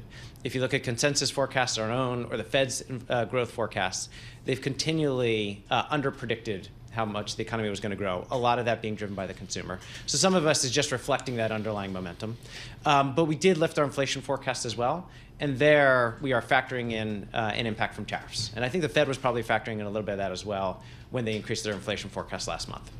So I guess if I look at Warp Go, which I'm losing confidence in Warp Go by the day, even though I know the folks that created it for Bloomberg, looking for a couple of rate cuts in 2025, just 2. And does that seem reasonable to you given the economic data that you see? So our baseline forecast is that the Fed does not cut this year. Really? In 2025, that they remain on hold. Okay. Now, I think the way that we kind of phrase it is, it is possible that the Fed gets a sequence of data which allows them to cut rates once this year, perhaps. But when you look at the underlying economy, we think that the neutral rate is kind of close to 4%, a little bit below that, and that the Fed will need to remain restrictive given how high inflation is. And so we're seeing an economy that's growing about 2.5% this year. Inflation that's around 2.5% this year. Right. And if that's the backdrop that we have, there's just very little reason for them to cut rates. Because nominal GDP go under 5%, I mean, what you're talking about, that's an extraordinary. It's very close to 5%, right, correct. It's still on a nominal basis, it's a solid economy, right? It is, and it has been. Now, everybody, including ourselves, over the past 2 or 3 years, have been anticipating this growth slowdown to take place. Right. And the Fed and consensus still expects that growth will decelerate to 2%, but there's really been no evidence that that's happening. I did a thing out in Dayton, Ohio once. The high point of it was pounding little $5 martinis with Loretta Mester and Finn Kidlin. Nice. In the little Holiday Inn bar here. It was a highlight. I lost the contest. The whole thing with Plosser at Philadelphia, if Paul Krugman was sitting here right now, he'd just say gently, the monetary crew out of Carnegie Mellon, freshwater economics, got the inflation call wrong. Whether it's Plosser or Vivi Chari at Carnegie Mellon, whoever. Do you look back and say a certain theory got it right, or was the pandemic so damn odd that everybody got it wrong? I think we have to attribute a lot to the pandemic. I agree. Not only the shock and all the churn in the labor market that it triggered, but also the policy response to that shock. Yeah. Which was, both from a monetary and fiscal perspective, extraordinarily aggressive. You had monetary policy doing record QE at a time where keeping rates at zero, even as inflation started to pick up, and committing to keep rates at zero until the labor market was at maximum employment. Right. And then you got a record response from the fiscal side, which was a reaction to a view that that fiscal was not strong enough coming out of the GFC. And Paul, what's so important here, and it did not get enough play last year, Peter Orszag, he's got a day job at Lazard. Heard about it. I know he's doing something at Lazard. It's like 30 hours a week. Yep. And he led on this study this year at Brookings with, okay, this inflation we got, how did it occur? Yep. And he's adamant it was the pandemic and supply disruption. So Matt, how do you PhD economics folks with hindsight now, how do you gauge that response, that fiscal response, that monetary response? Was that the right policy? Because I'm looking around at other economies around the world. It seems like we're doing better than just about everybody. We are. From a growth perspective, there's no doubt. When you look at growth in the U.S. versus Europe and other advanced economies, we've significantly outperformed. A big part of that is productivity growth in the U.S., which is just blowing away Europe and elsewhere. But I think we also have to grapple with the idea that a byproduct of this was that inflation was much higher than it potentially could have been. Peter Hooper, as you mentioned, was cautioning before we had that last tranche of fiscal stimulus that it was likely too large and too big and would trigger inflation risks. The only thing that I might also mention is that even if you believe, and I do, that the pandemic was this big response, was a big trigger of the inflation shock, it does not mean that the Fed did not need to respond to it. I got 20 seconds left. I know you're not on speaking terms with George Saravelis. Does dollar dynamics fit into your call here? Are you actually reading Saravelis this year? I am. George and I are very, very good friends. No, I think our view fits exactly in line with his view, and I think our view in part drives the dollar view, which is that if the Fed is not cutting rates and there's going to be this large divergence between the Fed and ECB and other global central banks. That will feed into a stronger dollar, and it will help to moderate inflation to a certain extent. Okay, Matt Lazzetti, thank you so much. Great to see you in here. Pride to get at the year Phillipsburg started. High School. Forget about the UCLA PhD and all that Villanova stuff. It's Phillipsburg High School. Phillipsburg, is it? Yeah. High school. Serious football against Easton. That's on Thanksgiving Day? Yes, Thanksgiving morning. There you go. Serious high school football. I'm learning every day. I know. There you go. It's just between you and Tucker, I'm a font of New Jersey wisdom. Matt Lazzetti, don't be a stranger, as well. We're doing this. We're getting Matt. For those of you on YouTube, you're like, well, why is Matt Lazzetti getting up? How rude. We have a new agreement this year. With Michael Barr's people. Well, his people talk to, the Barr entourage itself is too much to see, but the basic idea, and what's amazing about him, it's not attorney. His attorneys just said, he's getting a little fragile. He's glued to the Lions. He needs to be on the desk. Every newscast. And in attorneys, we mean a dog and a cat. A dog and a cat. With our news in New York City, Michael Dunn. Thank you very much, Tom, Paul, Lisa. President Joe Biden has blocked the $14.1 billion sale of United States Steel to Nippon Steel, killing a high-profile deal that sparked a political firestorm and tensions between the U.S. and Japan. Biden announced his formal decision today. In a written statement, Biden says U.S. Steel will remain a proud American company, one that's American-owned, American-operated, by American union steel workers, the best in the world. President-elect Donald Trump has also pledged to block the transaction. Investigators have found no evidence linking the deadly attacks in New Orleans and Las Vegas. The New Orleans attacks, which killed 14 and the pickup truck driver and injured over 30, is being investigated as an act of terrorism, with the suspect having ties to ISIS. The Las Vegas attack, which killed 1, the driver, and injured 7, still being investigated. Whether House Speaker Mike Johnson gets to keep his title in the new Congress will be decided today. A vote will take place on the House floor. One vote in the no column.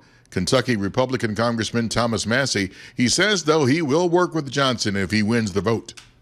You got to play on the team at that point. I'm not for him, but if he becomes the speaker, he's the speaker. They've been slapped on cigarette packs for decades. Now the Surgeon General is calling for cancer warning labels on alcohol.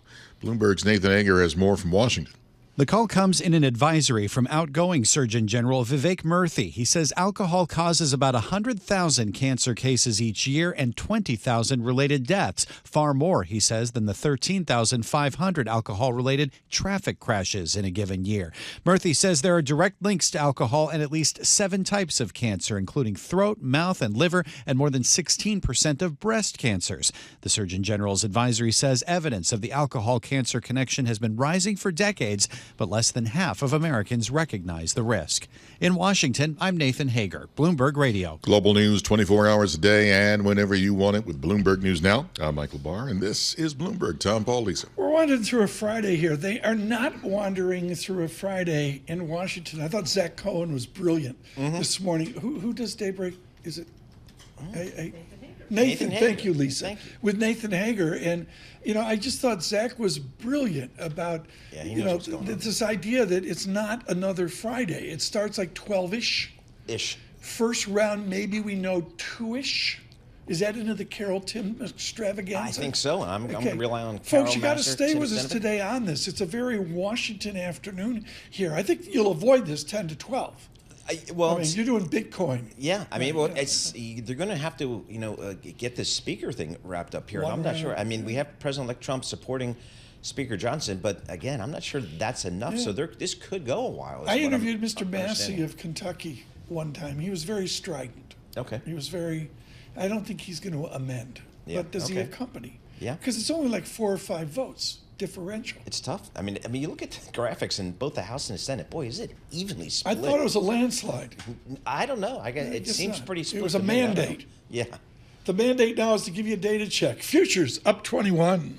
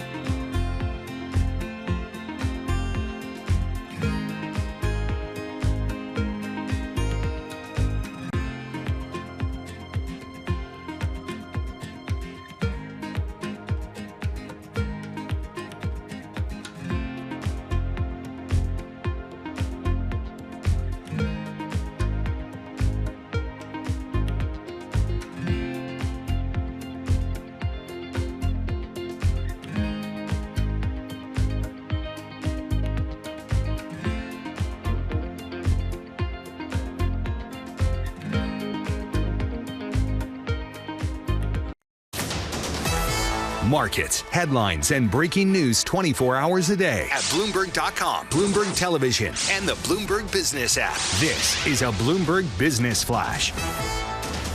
From the Bloomberg Interactive Broker Studio, I'm Lisa Mateo. Well, stocks, they have one last chance to pull up that so-called Santa Claus rally. And right now, futures advancing. NASDAQ futures up 0.4%, 90 points. Dow futures up 0.3%, 133 points. S&P futures up 0.3%, 20 points. The two-year yield, 4.23%. That's little change. The yield on the 10-year, 4.54%.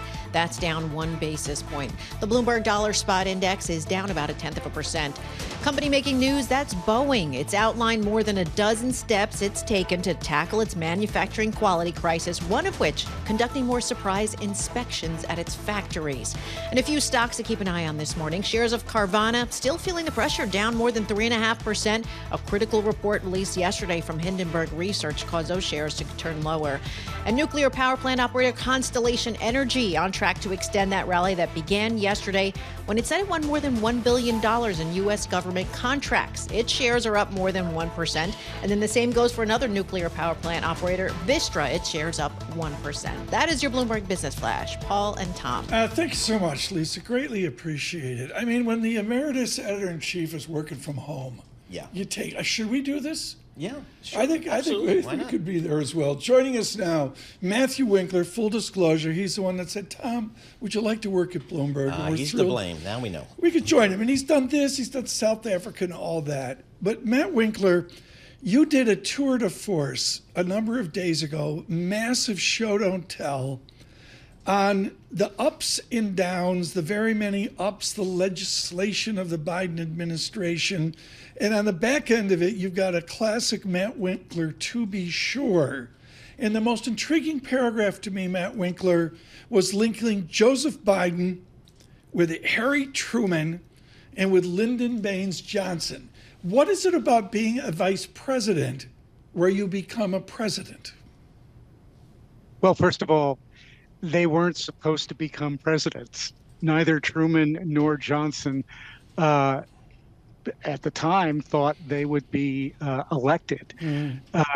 Never mind that they would be in the office. And they were both, of course, put in office because the presidents died, one natural death and the other by assassination.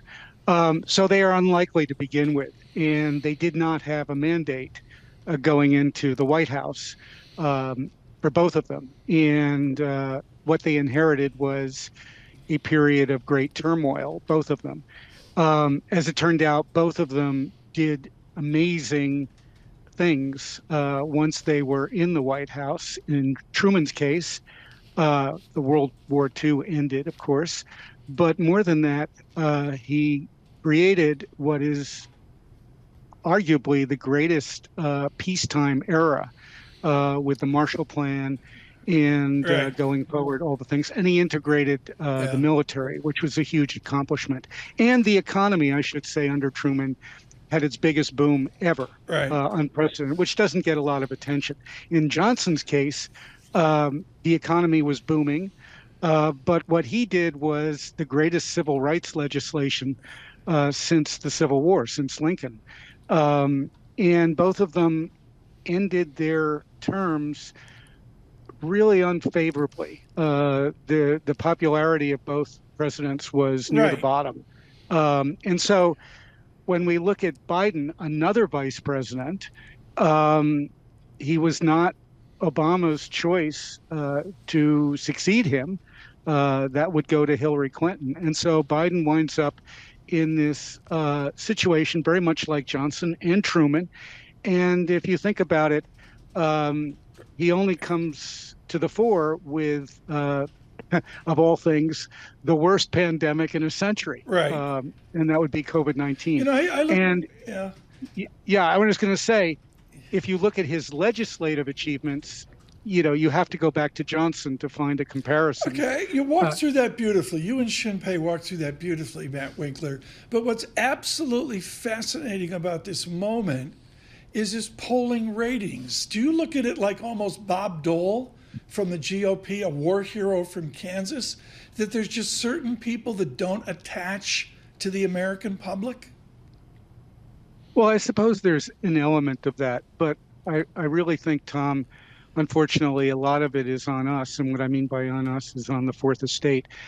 Biden's achievements economically, not just diplomatically outside the United States, but inside the United States are historic, and they just didn't get the coverage. I mean, you could point to all kinds of measures that show how the trajectory of the U.S. economy has been transformed under Biden. You really have to go back to before Reagan to find something similar.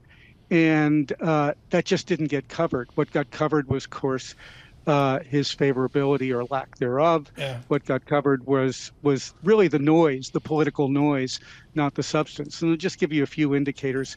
The average semiconductor salary in Arizona is 3 percentage points higher than the national average for the first time. Why is that? Well, it's because of legislation that brought semiconductor companies to Arizona, and they're going to be there. They're not going away.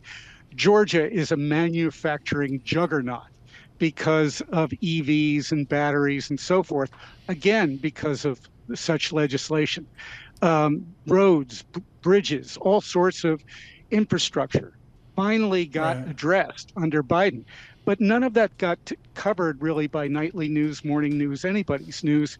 It just was all obscured by the political noise and theater. So I do think there's a huge difference between comparing Biden to Bob Dole, because Bob Dole really didn't accomplish anything much in his career as a legislator before he ran, for the White House. Whereas Biden really has a record that will stand the test of time. Paul, get one more in here. Matt, real quickly, the first 100 days of any presidency is key. What do you expect from the Trump presidency in the first 100 days? Chaos. But he's also got Congress, presumably, although it's very narrowly even between Republicans and Democrats. I mean, I don't know how many years we have to go through this.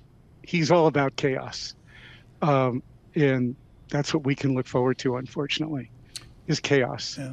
Matt Winkler, thank you so much. The Biden essay is just a tour de force. And what I love about it, Matt folds in the Gini coefficient, which is some sophisticated math and inequality, which I found to be a surprise. Matthew Winkler's editor-in-chief emeritus, Bloomberg News, writing with Shinpei, always showing a lot of angle and formula. He's done some South Africa work recently. We'll see what he brings into January of 2025. We bring you a market I don't trust because there's green on the screen, exactly like yesterday, and you know where that turned out. Yes, Paul. right, exactly. So we'll see here. It still kind of feels like holiday trading here. Not everybody back. The volume's a little bit lower than usual. It feels like people are just trying to get a sense of, okay, what do we do in 2025 after 2 years where we've had, kind of mid-20s% return in the S&P. Can we do it again in the third year? Well, and again, folks, I'm emphasizing we do equities, bonds, currencies, commodities. Full disclosure, that's a line I stole from Matthew Winkler. Trust me. We do equities, bonds, currencies, commodities, and I'm currency centric. Kit Juke's coming up in the next hour. Frankly, our interview of the day. Yes. And I would like to see Matt Winkler and Shinpei do a dollar story, the impact of BBDXY, the Bloomberg Dollar Index, stronger. Folks, I got a 109 DXY for Global Wall Street. That's a wow statistic. We're on parity watch at 102.94 on Euro. We're on parity sterling. I'm kidding, folks. Sterling 124 does an angle to a 119. We got to get Jordan Rochester on. We'll talk. I mean, looking at the Bloomberg Dollar Index, Tom, just since late September, up, like almost 8%. Yeah. 8% numbers, those moves don't happen very often in currency. So, currency trader goes home feeling like a champ if a move a third of 1%. Sai's taking the day off today. He just emailed in. We need more English football talk. Oh, we do? Yeah. Let's do it. I know a guy. Thanks for listening on YouTube today. Futures up 15. What a response to Jaded by Aerosmith. Oh, yeah? People love that song. It's a great song. How about it's Friday? Okay, Lisa said play a Friday song. Stay with us so Kit Jukes the next hour.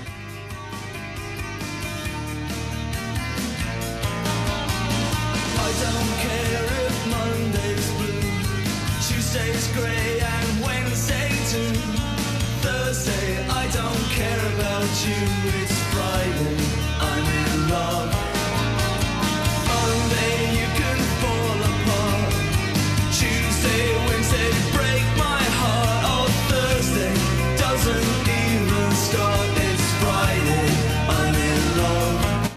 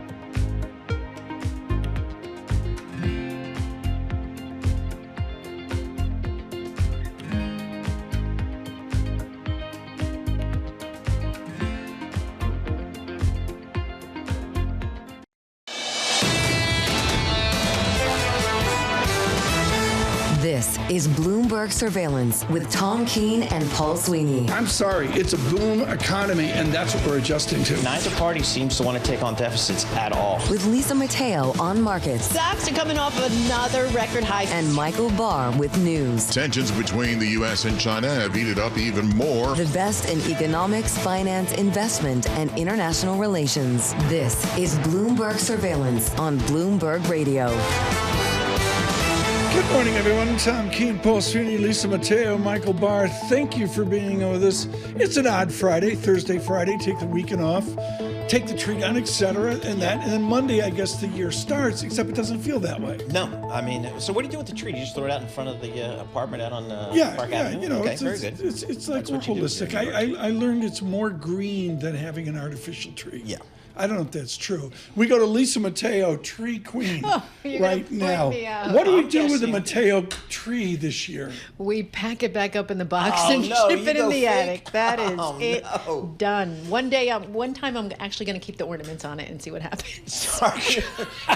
Does it already have the lights on it? Do you have the tree that has the lights on it It already? has the lights and everything. Do you have the little wheel down at the bottom that's different colors? No. Don't Was there go ever there. a time when your kids were little that you had a real tree? We did. Okay. We did. We used to go out and Okay. it was Do a you know thing, that but this scars your children? They should. no, they don't care. They don't care. The good news is Vet Bill hasn't peed on the tree, but Kennel Fee did. Nice. That's we're trying to get to epiphany. I'll see. Maybe the dogs will have an epiphany. We say good morning to all of you across this nation on your commute on Apple CarPlay, Android Auto, Sirius XM. Good morning in Washington, 99.1 FM. Margaret Brennan scheduled to be with us here in a moment. Of course, with CBS and her truly successful Face the Nation. Good morning, 92.9 FM. Boston, and here our flagship, Bloomberg 1130 in New York. I do want to touch with Ms. Brennan here on the violence across America. I'm sure she'll address that this Sunday. The violence in the market, futures are up, but we're kitschooks in this hour. I mean, foreign exchange, I'm sorry, Paul, front and center. Front and center, Tom. I mean, this dollar is just marching higher and higher. That's the right way to do it. Marching is the right energy. Like just grinding higher. And why not? So relative to the rest of the world, the U.S. economy looks pretty solid in most metrics. Somebody said, are we near Plaza Court? I said, no, we're not. We're not near the hysterics of the early 80s. There's a fancy logarithmic chart I do to look at that. But nevertheless, marching, grinding higher. The Parisians must have loved to see you coming through with your strong dollar. They did. And I tip like an ugly American, which they love, because they do it all. I still don't understand their tipping. They don't, right? They do, but they don't. They leave like change on the table. And yeah. They're giving me rock star service because I'm tipping like a drunken New Yorker. Right. Speaking of that, with our news, with our Bloomberg Bloomberg Business Flash from the Interactive Broker Studios. Lisa Mateo. Yay, happy hour starts in a few moments. Let's go. Futures right now advancing at the end of a holiday shortened trading week. We have NASDAQ futures up 0.3%, 70 points. Dow futures up 0.2%, 118 points. And S&P futures up 17. We have the 2-year yield, 4.23%. That's little change. And the yield on the 10-year, 4.54%. And that's down 1 basis point. The dollar slipped from the 2-year high it set yesterday. We have the dollar spot index down about 0.1%. China's onshore yuan weakened past 7.3 to the dollar. Bitcoin dropped for the first time in 4 days. Right now, it's down about 0.6% at just above 96,000. Shares of U.S. Steel down 7%. This is after President Biden blocked the company's $14.1 billion sale to Japan's Nippon Steel. And then shares of U.S. and European drink makers falling. This is after the U.S. Surgeon General said labels on alcohol products like beer and wine have to carry warnings on their links to cancer. So you have Anheuser-Busch, InBev down nearly 2% in Brussels. Constellation Brands off 1%, and Molson Coors lost about 1%. That is your Bloomberg Business Flash. Paul and Tom. Lisa, thanks so much. We're triangulating satellites with Margaret Brennan right now to get around here. But Paul, let's sum the violence and tragedy of New Orleans, the violence and tragedy of Las Vegas, the violence and tragedy separate in Queens, Jamaica, Queens, and we in New York. For those of you that don't know this nationwide, there has been some really difficult things in New York, subways, and also, I guess, kids' clubs in that. And then you look back to the election, and I clearly recall the crime focus of the late 60s and early 70s. Richard Nixon taking advantage of a war on crime and all that. And I just wonder where we are here. And that means it's a good time to address it, as she will on Face the Nation on Sunday morning. Margaret, I don't know if you heard that, but the summary of crime and events of violence coalesces into a moment that we saw in the election where crime mattered. How you treat this Sunday morning on Face the Nation? The concern in this country about extremists, domestic violent extremists, as it would appear this attacker in New Orleans was, American-born, American-raised, U.S. Army veteran.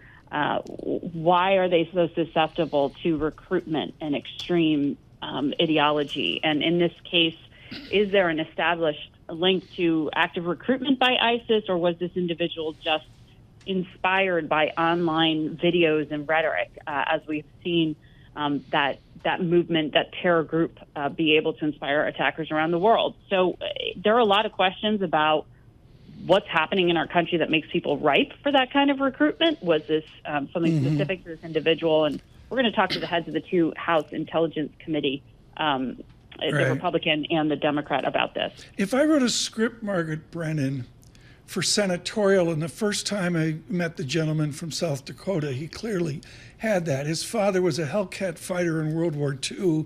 Thune was a legitimate athlete in the Dakotas as well. He's going to have the sport going forward, what, Paul, 10 days, 12 days of confirmation hearings. What should we expect, Margaret Brennan, from Senator Thune's confirmation hearings?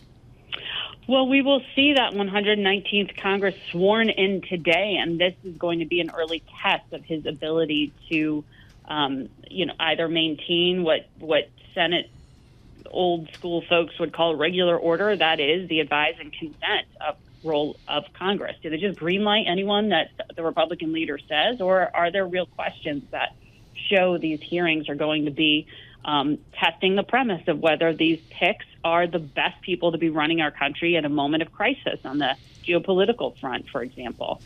We want to test him on that. We want to talk to him as well about that 53-seat Republican majority he has. He can only lose 3 votes. If Democrats remain unified in their opposition to Pete Hegseth or Tulsi Gabbard, for example, will he get those Republicans to march in line, or will we continue to see some independent-mindedness among some of these Republican senators? We want to judge this. Is he going to be Mitch McConnell and pick some battles to stand up, or how is he going to govern? And we also want to talk to him, of course, about those 2 big promises he's made in terms of a massive tax reform bill and a massive investment in border security. Margaret, we're also going to looks like the House is going to try to pick their Speaker of the House today. How are you guys covering that? How do you expect that to play out? I like you use the word try. Yes. A key word in there. We will be watching that as the House gets underway in its proceedings around noon. Will this go through in a glide path of 218 Republicans marching to the order to elect Speaker Johnson, as Donald Trump has urged them to do? Or will more follow the lead of people like Thomas Massey, who's already said he's not going to deliver a yes vote to Mike Johnson? It's an early test for the Republican leadership. On paper, it sounds like unified Republican leadership will deliver all the campaign promises, but in practicality, you can see it is very difficult for party leadership to govern, particularly in that very fractured House. So does this mean Nicole Killian and Scott McFarlane are up until 3 a.m.? Is that what we're talking about, Margaret?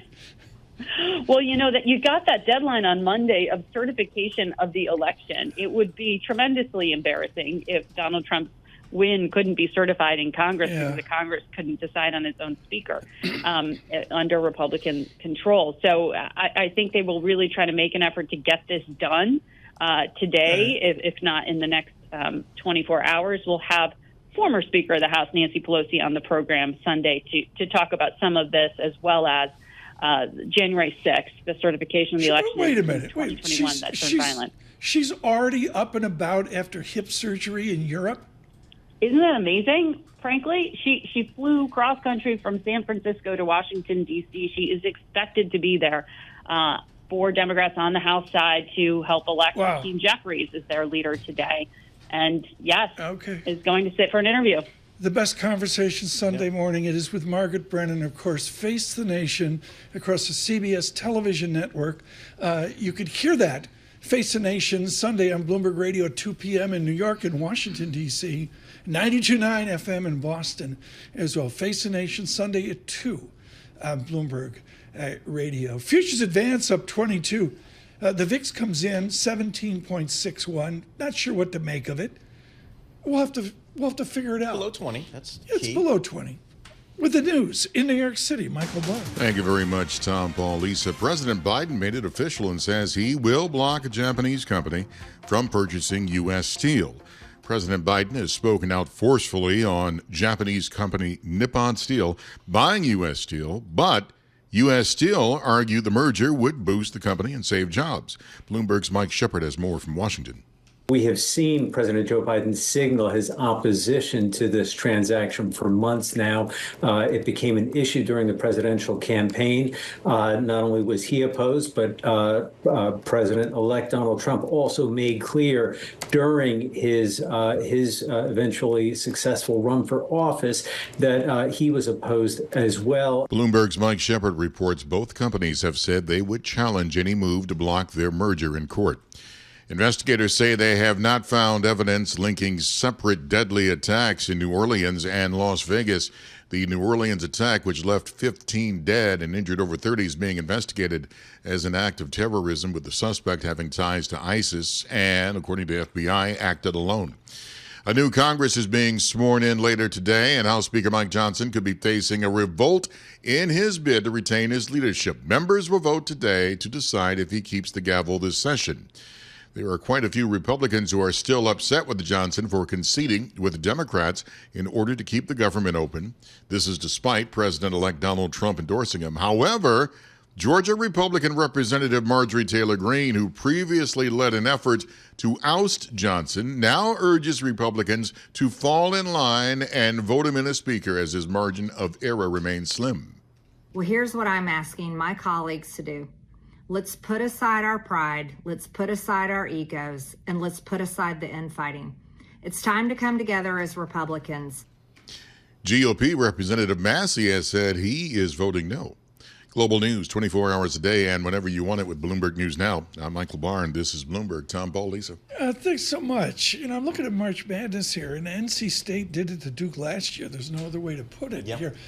Are there shades to the college basketball season as they go to March? Like, is it like early now and they're playing differently than they play in February? Yeah, I think so. Particularly for the young teams. that have to mature because the kids right out of high school. Does anybody become a senior anymore in top flight? Not of note. No, they all can bail and go to the end. Am I right that that's really sad? It's sad because wrong? I mean, as a Duke fan, a diehard Duke fan, I could care less almost relative to my early days because you don't bond with the players. You don't know any of them, so you don't get that strong bond where you follow them. So it's just year to year, very transactional. That being said, this is the best Duke team I've seen in maybe 20 years. That's how good they play. Are you going down February 1 because UNC? Maybe Duke. Maybe. I'll see if Tim Cook wants to. Can you see if Francine doesn't have the Gulf Stream?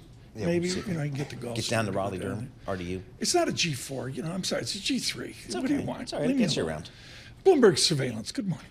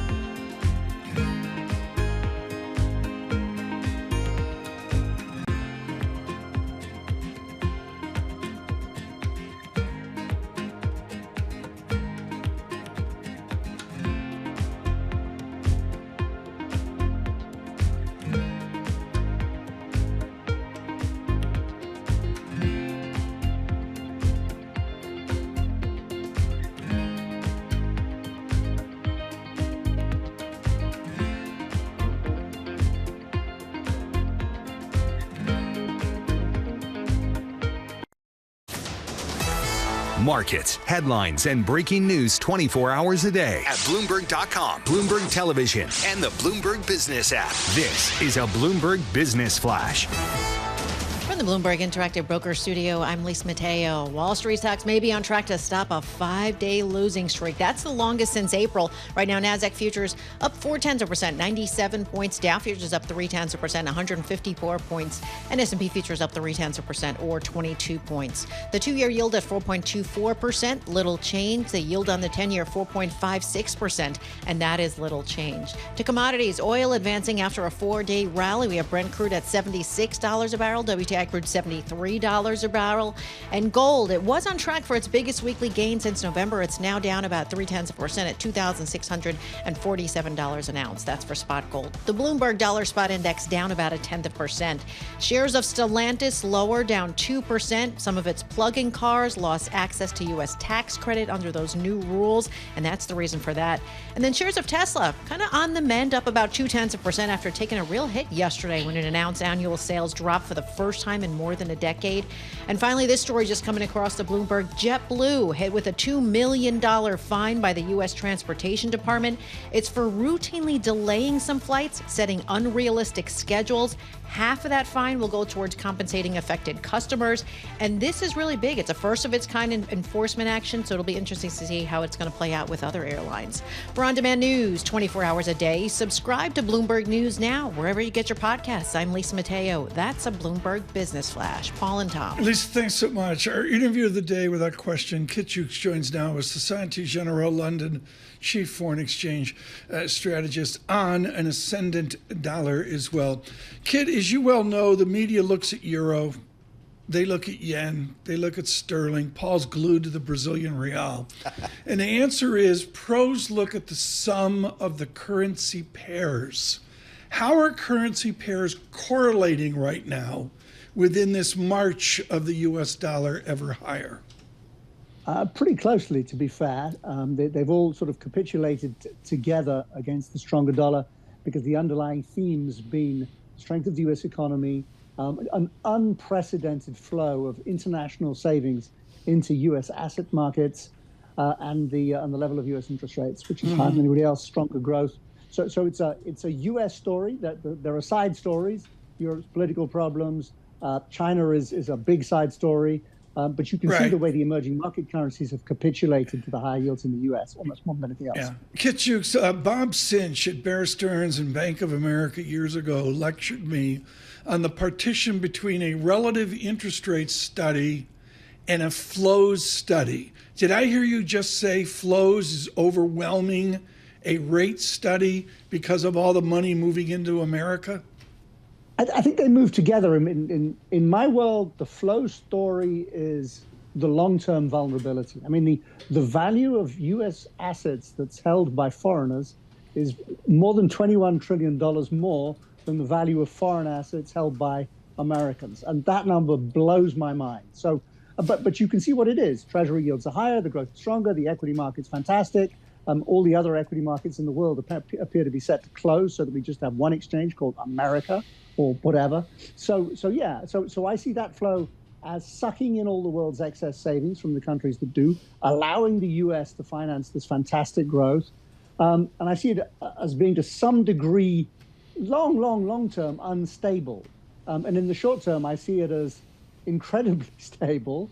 I mean, sustainable for now, as long as exceptionalism survives. And I scratch my head, which I don't have enough hair to do, and get a little bit older, trying to work out how much we overshoot the dollar to the upside before this finds any kind of equilibrium. Kit, Tom just got back from his recent sojourn to Paris and the various cafes there. He enjoying almost near parity there for the euro. Is that a level that traders think about parity with the U.S. dollar for the euro? Yes, people think about it just because of what it is. We've got to remember we were down in the 60s in euro language in terms of where we were in 1985 before President Reagan sent James Baker to Paris to say we're going to have a meeting later on in the year and we're going to be a bit more sensible on fiscal policy and stopped the 1980s rally and reversed it in 2 years. So Paris is where it all happens. But so we've been further than this. That move was completely reversed. This move at one level feels crazy, and another level, at this point in 1985, we had 10% to go, and we got to the peak in the dollar in February. So we were going fast then. Kit, the heritage of Société Générale is derivatives, is looking at notional value versus, after all the hedging, what's absolutely at risk. Are there imbalances in the foreign exchange market as we enter 2025, or is it pretty much a normal, the oil's been changed and the engine's running well? It's not bad. I mean, the world's long of dollars, but you can see from the lack of a dollar fall in December, which is one thing that's fueling the speed of the move at the moment, people don't feel stressed. So a lot of it's real money buying real equities on U.S. exchanges in dollars rather than massive speculative positions. The big speculative positions were in dollar yen, and they were reduced significantly over the summer. So no, the correlation with relative short-term interest rate differentials tells us it's not crazy. It's just extreme. It's Friday. We got to get to Monday morning in Japan. I haven't asked this question all week because I haven't talked to Kit Jukes. I'm at a 157 yen. Where in your mind is where authorities there act again? Is it a 160 or is it something out further? I think it's 160 something. Look, I mean, they've got themselves into a bit of a bad spot because they prepped the market into thinking we were getting a December rate hike. Then they didn't deliver it. Then U.S. bond yields went up. Now they have to come back and if they start making noises that they might be thinking about raising rates this month rather than waiting till next month, then maybe they can begin to turn this thing around. But the weakness of the Chinese yuan just down the road doesn't help them. The Chinese are allowing their currency to move a little bit faster than anyone expected. So, if I were them, I would step up at the weekend, come back early from the vacation. In honor of Kit Jukes, folks, I did logarithmic renminbi today, back to 2005. I've never asked this question, Kit Jukes. I've never thought it. Are they in such dire... I mean, Albert Edwards is hysterical about this right now. Are they in such dire straits in China that they're going to depreciate back to the level of stability 2005? I don't think they have to. I don't think they're under any pressure. Their economy is very weak, but for a bunch of reasons that won't necessarily be solved by the currency. I think they're choosing not to act to stop the currency weak. Remember, they've got even lower interest rates than the Japanese. They've got bond yield differentials that are enormous, but they've got a huge current account surplus, a lot of excess savings. Their problems: aging population, a housing market that is too big for their population, if nothing else, and a lack of alternative growth sources other than being the world's biggest exporter, which isn't going to play out well now. So they have a challenge to stabilize growth, though I suspect that they can go some way towards doing that. And I've always thought they prefer currency stability to anything else. The question is, are they choosing to say, why defend the currency in the current geopolitical environment? Fascinating. Kitchukes, thank you so much. Highlight of the day for me. It was SocGen, of course, in London. Great offices in Paris. currency. The SocGen offices in Paris. Spectacular. It's like you feel like you're in an art museum. Yeah. Well, but you can go out and it's the way they roll. Withdraw some euros there. Yeah, you can. Futures up 26. Dow futures up 178. Is this like a Friday where we should close at 2 p.m.? It feels like it. It feels like I think we're open till 4, right? I think so. Yeah, everybody's working today till 4. Lisa's working. Yeah, she's not going anywhere. She's been here since like 3 or something crazy. I mean, she's a professional. Joseph Feldman out at Dana Telsey Group out with a detailed report on Costco. What you said earlier, it's almost trading like a technology stock. What performance that company's delivered for shareholders. Wow. He said the needle's moved, and it's all about the hot dog. I think that's what's. I think it's all about you got to have a couple big freezers. How many freezers do you have at home, Lisa? 3. You have 3.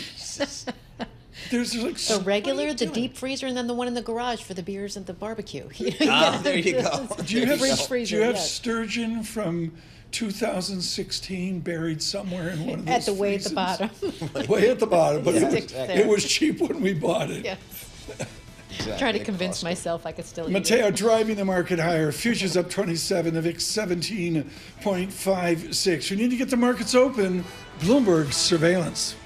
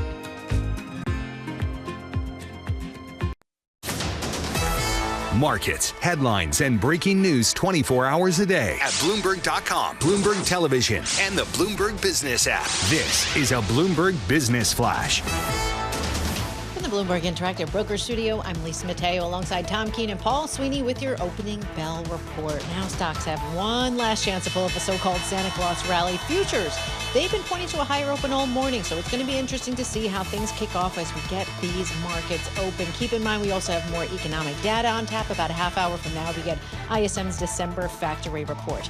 All right, let's start with the S&P 500, up about 0.4%, 27 points, 5,896. The Dow up 0.4%, 193 points, 42,584. And the Nasdaq up 0.6%, 116 points, 19,398. The 2-year yield at 4.4%. That's little change, and the yield on the 10-year 4.56%, and that is little change. Over to commodities, we have Brent crude at $76 a barrel, WTI crude $73 a barrel, spot gold at $2,648 an ounce. To currencies, the Bloomberg Dollar Spot Index down about 0.1%, and we have Bitcoin lower at just above 96,000. At the open, also want to check in with shares of US Steel. They are down about 6%. That's after President Joe Biden blocked the deal, the sale of the company to Nippon Steel. That is your Bloomberg opening bell report. Tom and Paul. Thanks so much. I appreciate it this morning, Lisa. This is well timed after talking to Kit Jukes of SocGen here, and we finished up that segment on China. Eric Winograd joins us now. He's chief economist at AllianceBernstein. He's looking at developed economies, Europe, the United States, and all of it colored right now by a mystery of China. He is qualified because at a young age, he was forced to read 800 pages of Jonathan Spence on the making of modern China. Did you read every page of Making of Modern China like I did? If you read every page, you're one of the few. It's amazing. They hand you this book and say, read it by, the end of the month. But the study that you did at Dartmouth on Asian studies, an acclaimed program, comes back to, what does Beijing do? How do you synthesize a totalitarian regime and all that we know of Beijing with conventional economics to move forward? Well, look, it is a challenge because their economic system doesn't operate the way that ours does. But increasingly, as China has evolved, they have moved more in that direction. In a lot of respects, it is a very capitalist economy, at least at the street level. From a top-down perspective, it isn't. And so when you try to monitor that economy, you have to pay probably more attention to policymakers and more attention to their body language, if you will, because they don't have the same sort of official calendar that we expect in the developed world. Can they extract themselves from what's obviously a real estate mistake? I mean, is it just simple flood the system with money and enjoy a depreciation? Well, I think the objective here is to buy time, right? The answer is yes. They can, as long as they can buy time, preserve social stability, and keep the economy functioning. A long-term gradual slowdown doesn't have to be disruptive. They can absorb the spare capacity over time. It's when things start to accelerate and go nonlinear that it becomes more worrisome. Which we're seeing in the 10-year generic Chinese yield. I mean, it's the definition of nonlinear right now. It is, but I'm not sure that really resonates in the Chinese real economy, right? And so, yes, there's a slowdown underway, but I think that slowdown is both intentional and desirable, right? It's simply not tenable for them to run the sort of growth rates that they were running earlier in their evolution, and they recognize that. And so transitioning from a rapid growth economy to a slower growth economy, from a purely state-driven economy to a more hybrid model is going to cause these frictions and these slowdowns. And you know, as long as social stability is preserved, they have a track record, the authorities there have a track record of managing this transition in a way that isn't disruptive. It doesn't mean you're going to get an acceleration of growth. So when you ask, you know, are they going to pull themselves out of it? No, we're not going back to 7, 8, 9, 10% growth. But that's not the goal either. I mean, I thought we were going to say, what's the Fed going to do? And instead we get a complete dissertation here on Beijing dynamics. That's on page 400 something out of the book. U.S. exceptionalism on the other side of the equation. Do you guys believe that to be a thing economically?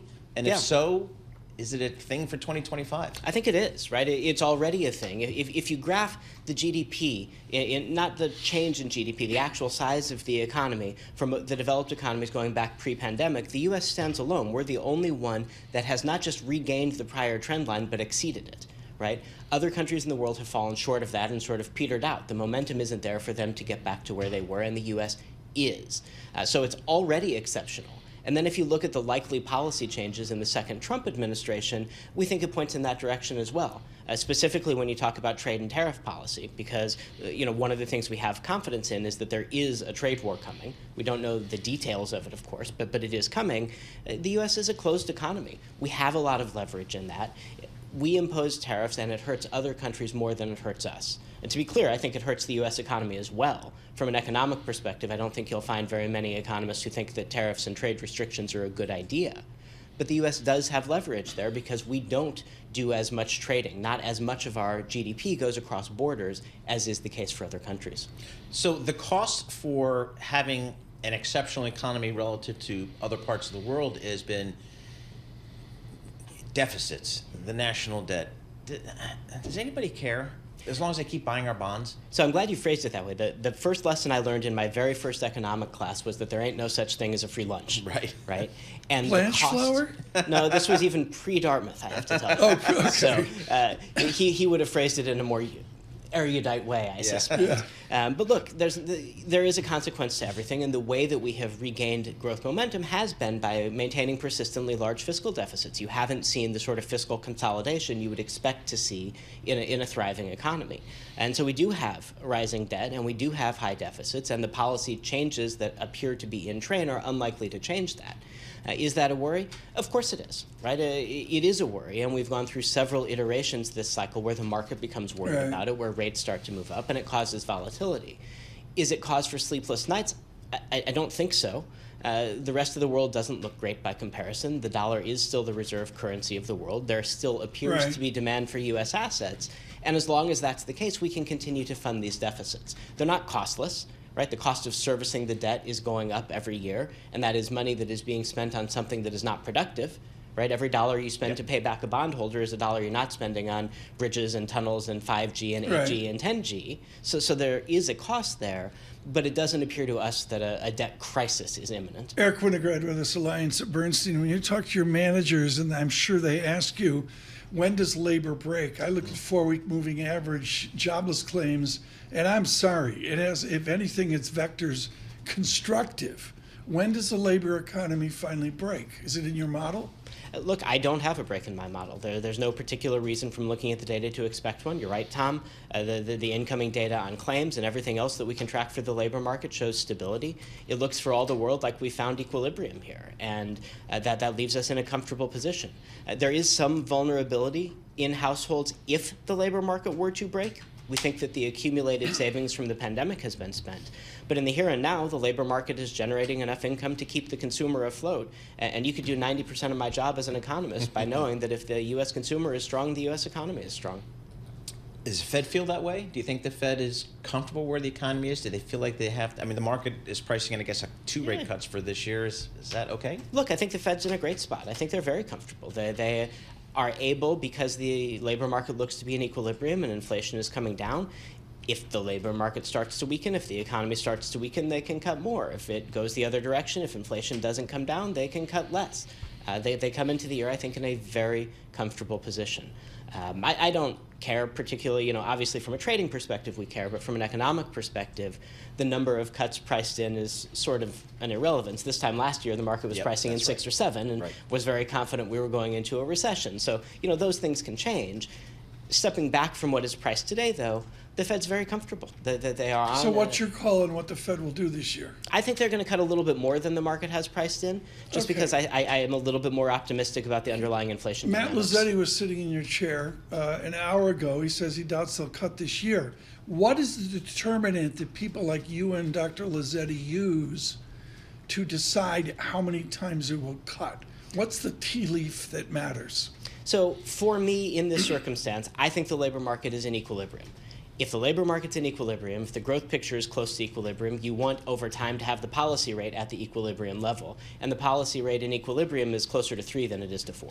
And the policy rate right now is north of 4. So I think there's reason for them to continue cutting, even if the economy doesn't weaken. And of course, if the economy does weaken, then they have particular reason to cut. So I think they'll cut over the course of the year. Are you over in 6th Avenue? Is it? We moved. Our offices are in Hudson Yards. We have beautiful new offices that we opened in October. So, awesome. It's solid. And so the surveillance Sikorsky can pick you up. Yes. Okay. Thank you for coming in the studio today. Eric Winograd with this Alliance at Bernstein. You got to leave your chair now because we got Barr.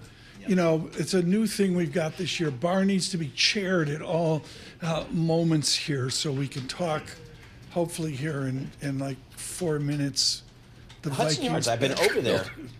Awesome buildings over there. I mean, just spectacular space. And I think they're leasing this thing out like pretty fully. Yeah. It's definitely picked up. I mean, I noticed just in the last... And great shopping. Yeah, great shopping. And is there a Costco? Is there a Costco over there? The Peloton studio is over there. So I go to the Peloton studio to do live classes. Are you kidding me? No. With Jen Sherman. Are you wearing Lululemon when you do this? No, I'm wearing my Duke sweats and all that kind of stuff. But I'm there, and it's pretty. I'm watching on YouTube. The audience just was cut by a third. Saving us with our news in New York City, Michael Barr. Thank you very much, Tom, Paul, Lisa. Who will be the Speaker of the House? Mike Johnson sounding confident that he has the support to win re-election today as House Speaker, despite Republicans' razor-thin margin. Johnson is holding individual meetings with lawmakers making his case. Some Republican colleagues are still furious over the spending bill that Johnson recently pushed through. Investigators say they have not found evidence linking this week's deadly attacks in New Orleans and Las Vegas. The tragedies occurred just hours apart early on New Year's Day. Bloomberg's Bill Ferry says, though, both suspects served in Afghanistan and rented their vehicles using the same app. Ultimately, what they're finding is that there was no communication between these two people. They don't seem to have anything in common besides what they did on January 1st. Bloomberg's Bill Ferry's U.S. officials have determined that the man who drove his pickup truck into a crowd in New Orleans acted alone. The NTSB and the FAA are investigating the crash of a small plane in Southern California. Police say 2 people were killed and 19 injured when the plane crashed through the roof of a commercial building in Fullerton, where a furniture manufacturer was located. The crash occurred not far from the Fullerton Airport in Orange County. The NTSB's Elliot Simpson said shortly after the plane took off, the pilot called for an immediate return to the airport, but did not give a reason why. The tower controller then cleared the pilot to land on any runway. The airplane then appeared to make a 180-degree left turn and flew the left downwind for runway 24, and ultimately crashed about 1,000 feet short of runway 24. Struck a furniture building and immediately caught fire. The NTSB's Elliot Simpson says the aircraft was a 4-seat single-engine aluminum airplane. President Joe Biden has decided to block the sale of United States Steel to Japan's Nippon Steel. The decision ends a $14.1 billion deal that has faced months of opposition and raises questions over the future of U.S. Steel. Global news 24 hours a day and whenever you want it with Bloomberg News Now. I'm Michael Barr, and this is Bloomberg. Tom, Paul, Lisa. Okay, we got to redux this because, I'm not going to see Barr here till Monday or Tuesday if the Lions lose. It's basically Lions offense against Vikings defense. Is that the simplistic analysis? Yeah, because you have a 2-headed running back offense with the Lions, which I love. And, of course, I love Dan MGM Campbell because he'll take any chance. Yes. I adore that. This is predictable. How do the Vikings beat the dreaded Lions? Well, let's put it this way. The line right now in Vegas, we're giving up 3. And you're home. And we're home. So that's basically saying it's a toss-up. That's basically it. And, this could go either way. The Minnesota Vikings, we've been talking about the Lions, but boy, man, if it weren't for the Lions, the Vikings, we'd be talking about them every day. Are these 2 teams better than the Chiefs this year? I don't know. So is this like a pre-Super Bowl? Yeah, this could be.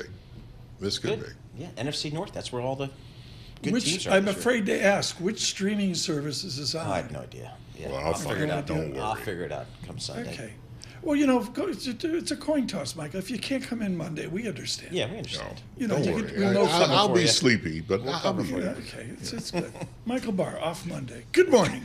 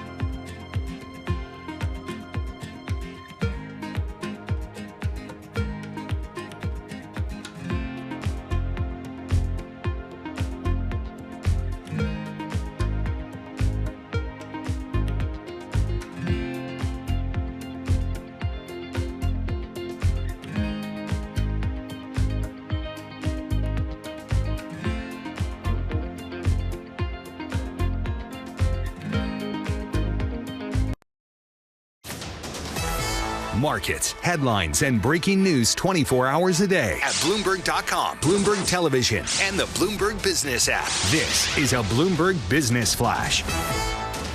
the Bloomberg Interactive Broker Studio, I'm Lisa Mateo. Wall Street looking to shake off a rough start to 2025. Stocks are advancing, pushed higher by tech, chip, and energy stocks. We'll go to the NASDAQ, up more than 1%, 233 points. The Dow up 0.5%, 213 points. The S&P 500 up 0.7%, or 43 points. So where is the biggest boost coming from? If you go to the IMAP function on your terminal, the 11 major industry groups, the biggest rise coming from communication services. Then you click through, you see media and entertainment, then interactive media and services, and at the top we see Meta. It's up more than 1%, and Google up more than 1.5%. Over to the 2-year yield, 4.24%, little change. The yield on the 10-year, 4.56%, and that is little changed as well. The Bloomberg Dollar Spot Index down about 0.1%. And check back in with Tesla shares after taking a hit yesterday. They're up about 2%. That is your Bloomberg Business Flash. Paul and Tom. Thanks so much, Lisa. Greatly appreciate it. New Year's resolution, which is to talk more with Wendy Benjaminson.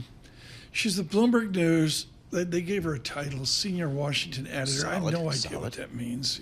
I think it's good. They have the best food court in all of the Bloomberg planet. That's what I know. She joins us now with decades of experience of the turmoil of the Republican Party. Wendy, what are we going to see at 2 p.m. today? Is Speaker Johnson going to slide into a round one vote, or is this going to be a long weekend for Billy House reporting this? Well, it probably will be a long weekend for Billy either way because there's so much going on, poor guy. But for Speaker Johnson, it's going to be a nail-biter, but we think he will ultimately prevail. I mean, he has Donald Trump, the president-elect, in his corner. Trump this morning said sort of, good luck today, pal. You know, you've got nearly 100% support. But it's that nearly that is going to make the afternoon a little long because the real standouts like Thomas Massey, who said, who apparently said, put bamboo shoots up my fingernails if you want. I'm not voting for Mike Johnson. Okay. So he'll go through, he'll get his protest vote, and that would mean after Massey, there's only one other vote he can lose. Johnson can lose. So it'll go through a few rounds, but I think ultimately Mike Johnson will be Speaker. I mean, Mike Johnson, to cut to the chase, is no Paul Ryan. He's no John Boehner.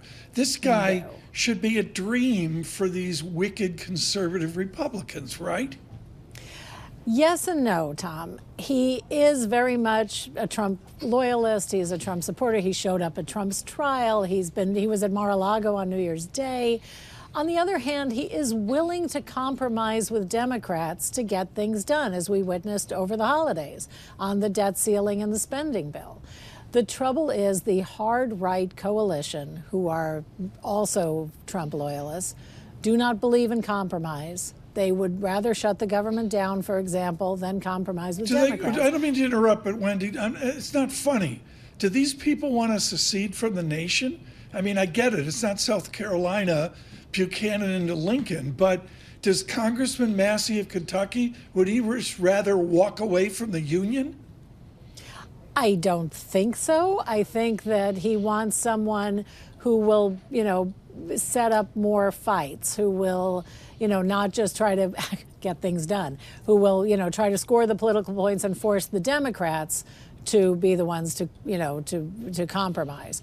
Part of the Democrat strategy this year will be to not do that, to really hold out and make Mike Johnson and Trump fight for everything. So, I think. But if a Steve Scalise or a Jim Jordan decided to step in and run for Speaker, I don't think they will, but if they did, that would cause a race because they're even more conservative than Mike Johnson. Wendy, I guess, after the Republicans elect themselves a Speaker, one of the challenges for the Senate will be confirming some of the nominations for President-elect Trump here. How is that shaping up? Because when we first saw the nominations, there were 2 or 3 of those nominations, whether it's Robert Kennedy Jr., Tulsi Gabbard, Mr. Hegseth, some could be problematic. Where do we stand with some of those? Well, not too much has changed over the holidays, except that, those 3 are still up in the air. Marco Rubio for Secretary of State, that'll sail through no problem. Pete Hegseth, I think his charm offensive before the holidays probably, was effective. There will be a sacrificial lamb. There was Matt Gaetz. If they want another one, it probably would be Tulsi Gabbard, the former Democratic congresswoman who is famous for meeting with Assad and saying nice things about Putin. As intelligence chief, that might be a hard sell for some Republicans. I think RFK Jr. might also sail through just because he's made some accommodating sounds, as part of the process. And remember that senators do really, except for somebody who's just beyond the pale like Matt Gaetz, like to give a president the cabinet he wants. What are we thinking about next here in terms of coming out of Washington before Inauguration Day? Are there any key events that we should be focusing on?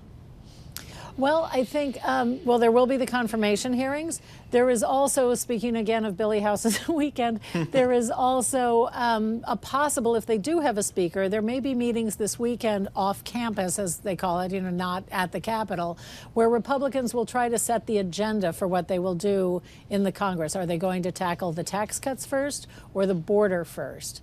And or try to do both at once, which would be crazy. But, those are two of the president-elect's biggest priorities. They want to get them done. They have to decide which will be the most politically advantageous. Right. In other words, which one will pass the easiest. Wendy, one final question. When is the confirmation dance? Paul and I are steeled for it. We get through the Carter funeral of January 9th. We'll have special coverage there. David Gura helping out. And then Wendy, when do the confirmations start? Those start the next week, around the 13th or 14th, somewhere around there. Okay. Some of the confirmation hearings will start, and I would, pop some corn. I think those are going to be fun to watch. Wendy, thank you so much. Wendy Benjaminson, popcorn maker at the Washington News Bureau for Bloomberg News. Always hugely valuable with great perspective. Can we pause? And I failed in this. The Rangers beat the Bruins last night. Which is rare. Frankly, is rare. Yes. But they did it with a guy from Avon Old Farms. Yeah. And Jonathan Quick, the guy hasn't mailed it in. He's 38 years old, out of Connecticut, went to UMass Amherst. Perfect. And I think it was my amateur take is he was underrated right from the go. He's become one of the greatest goalies in the history of hockey. And he delivered the goods for the Rangers last night. 2-1 beat the Bruins. 2-1. How about that? Okay. Yeah. Well, the Rangers had a tough time this year after having such a great year last year. And nobody I talk to knows, I'm not a big hockey fan, but people I know that do follow hockey, they have no idea what's happened to the Rangers last year to this year. It's kind of the same people, the same goalie. It's, what happened? I don't know. It's sort of like Jets, Giants, Islanders, Rangers. Yeah. What is it about New York sports, Paul Sweeney? Here's my take. And after years and years of service, most people are not cut out for New York. Got to interrupt. We got breaking news here. Joining us now, surveillance congestion reporter John Tucker, who's going to jump right in here. Paul, I got 30 seconds left. John Tucker, are you going to be on the West Side Highway or the FDR on Monday? No, I'm just going to come through the Lincoln Tunnel. But Sunday is when it's supposed to take effect. And but there could be legal action. There is legal action right now. The federal judge in the case in New Jersey has said he wants more arguments February 11th. And in the meantime, is there going to be an injunction against this? I don't know. I don't think he knows. So right now, this Friday morning, 9:55 Wall Street time, it's still going to happen Monday? New York City, the MTA say, it's going to happen Sunday is when it's supposed to go into effect. So it's going to hit your Easy Pass, just like everything else in the world does, right? Like everything else Everything does. else is going to hit your Easy Pass. I mean, there still could be, the judge could still say, let's wait until February 11th. Can we get seamless food to hit the Easy Pass? Yes, exactly. That would help as well. Thank you, our congestion reporter, John Tucker. Full team coverage. This is big. I'm telling you, Monday. folks, for greater New York City, this is huge. Okay, for Jonathan Quick of New England, the Cars.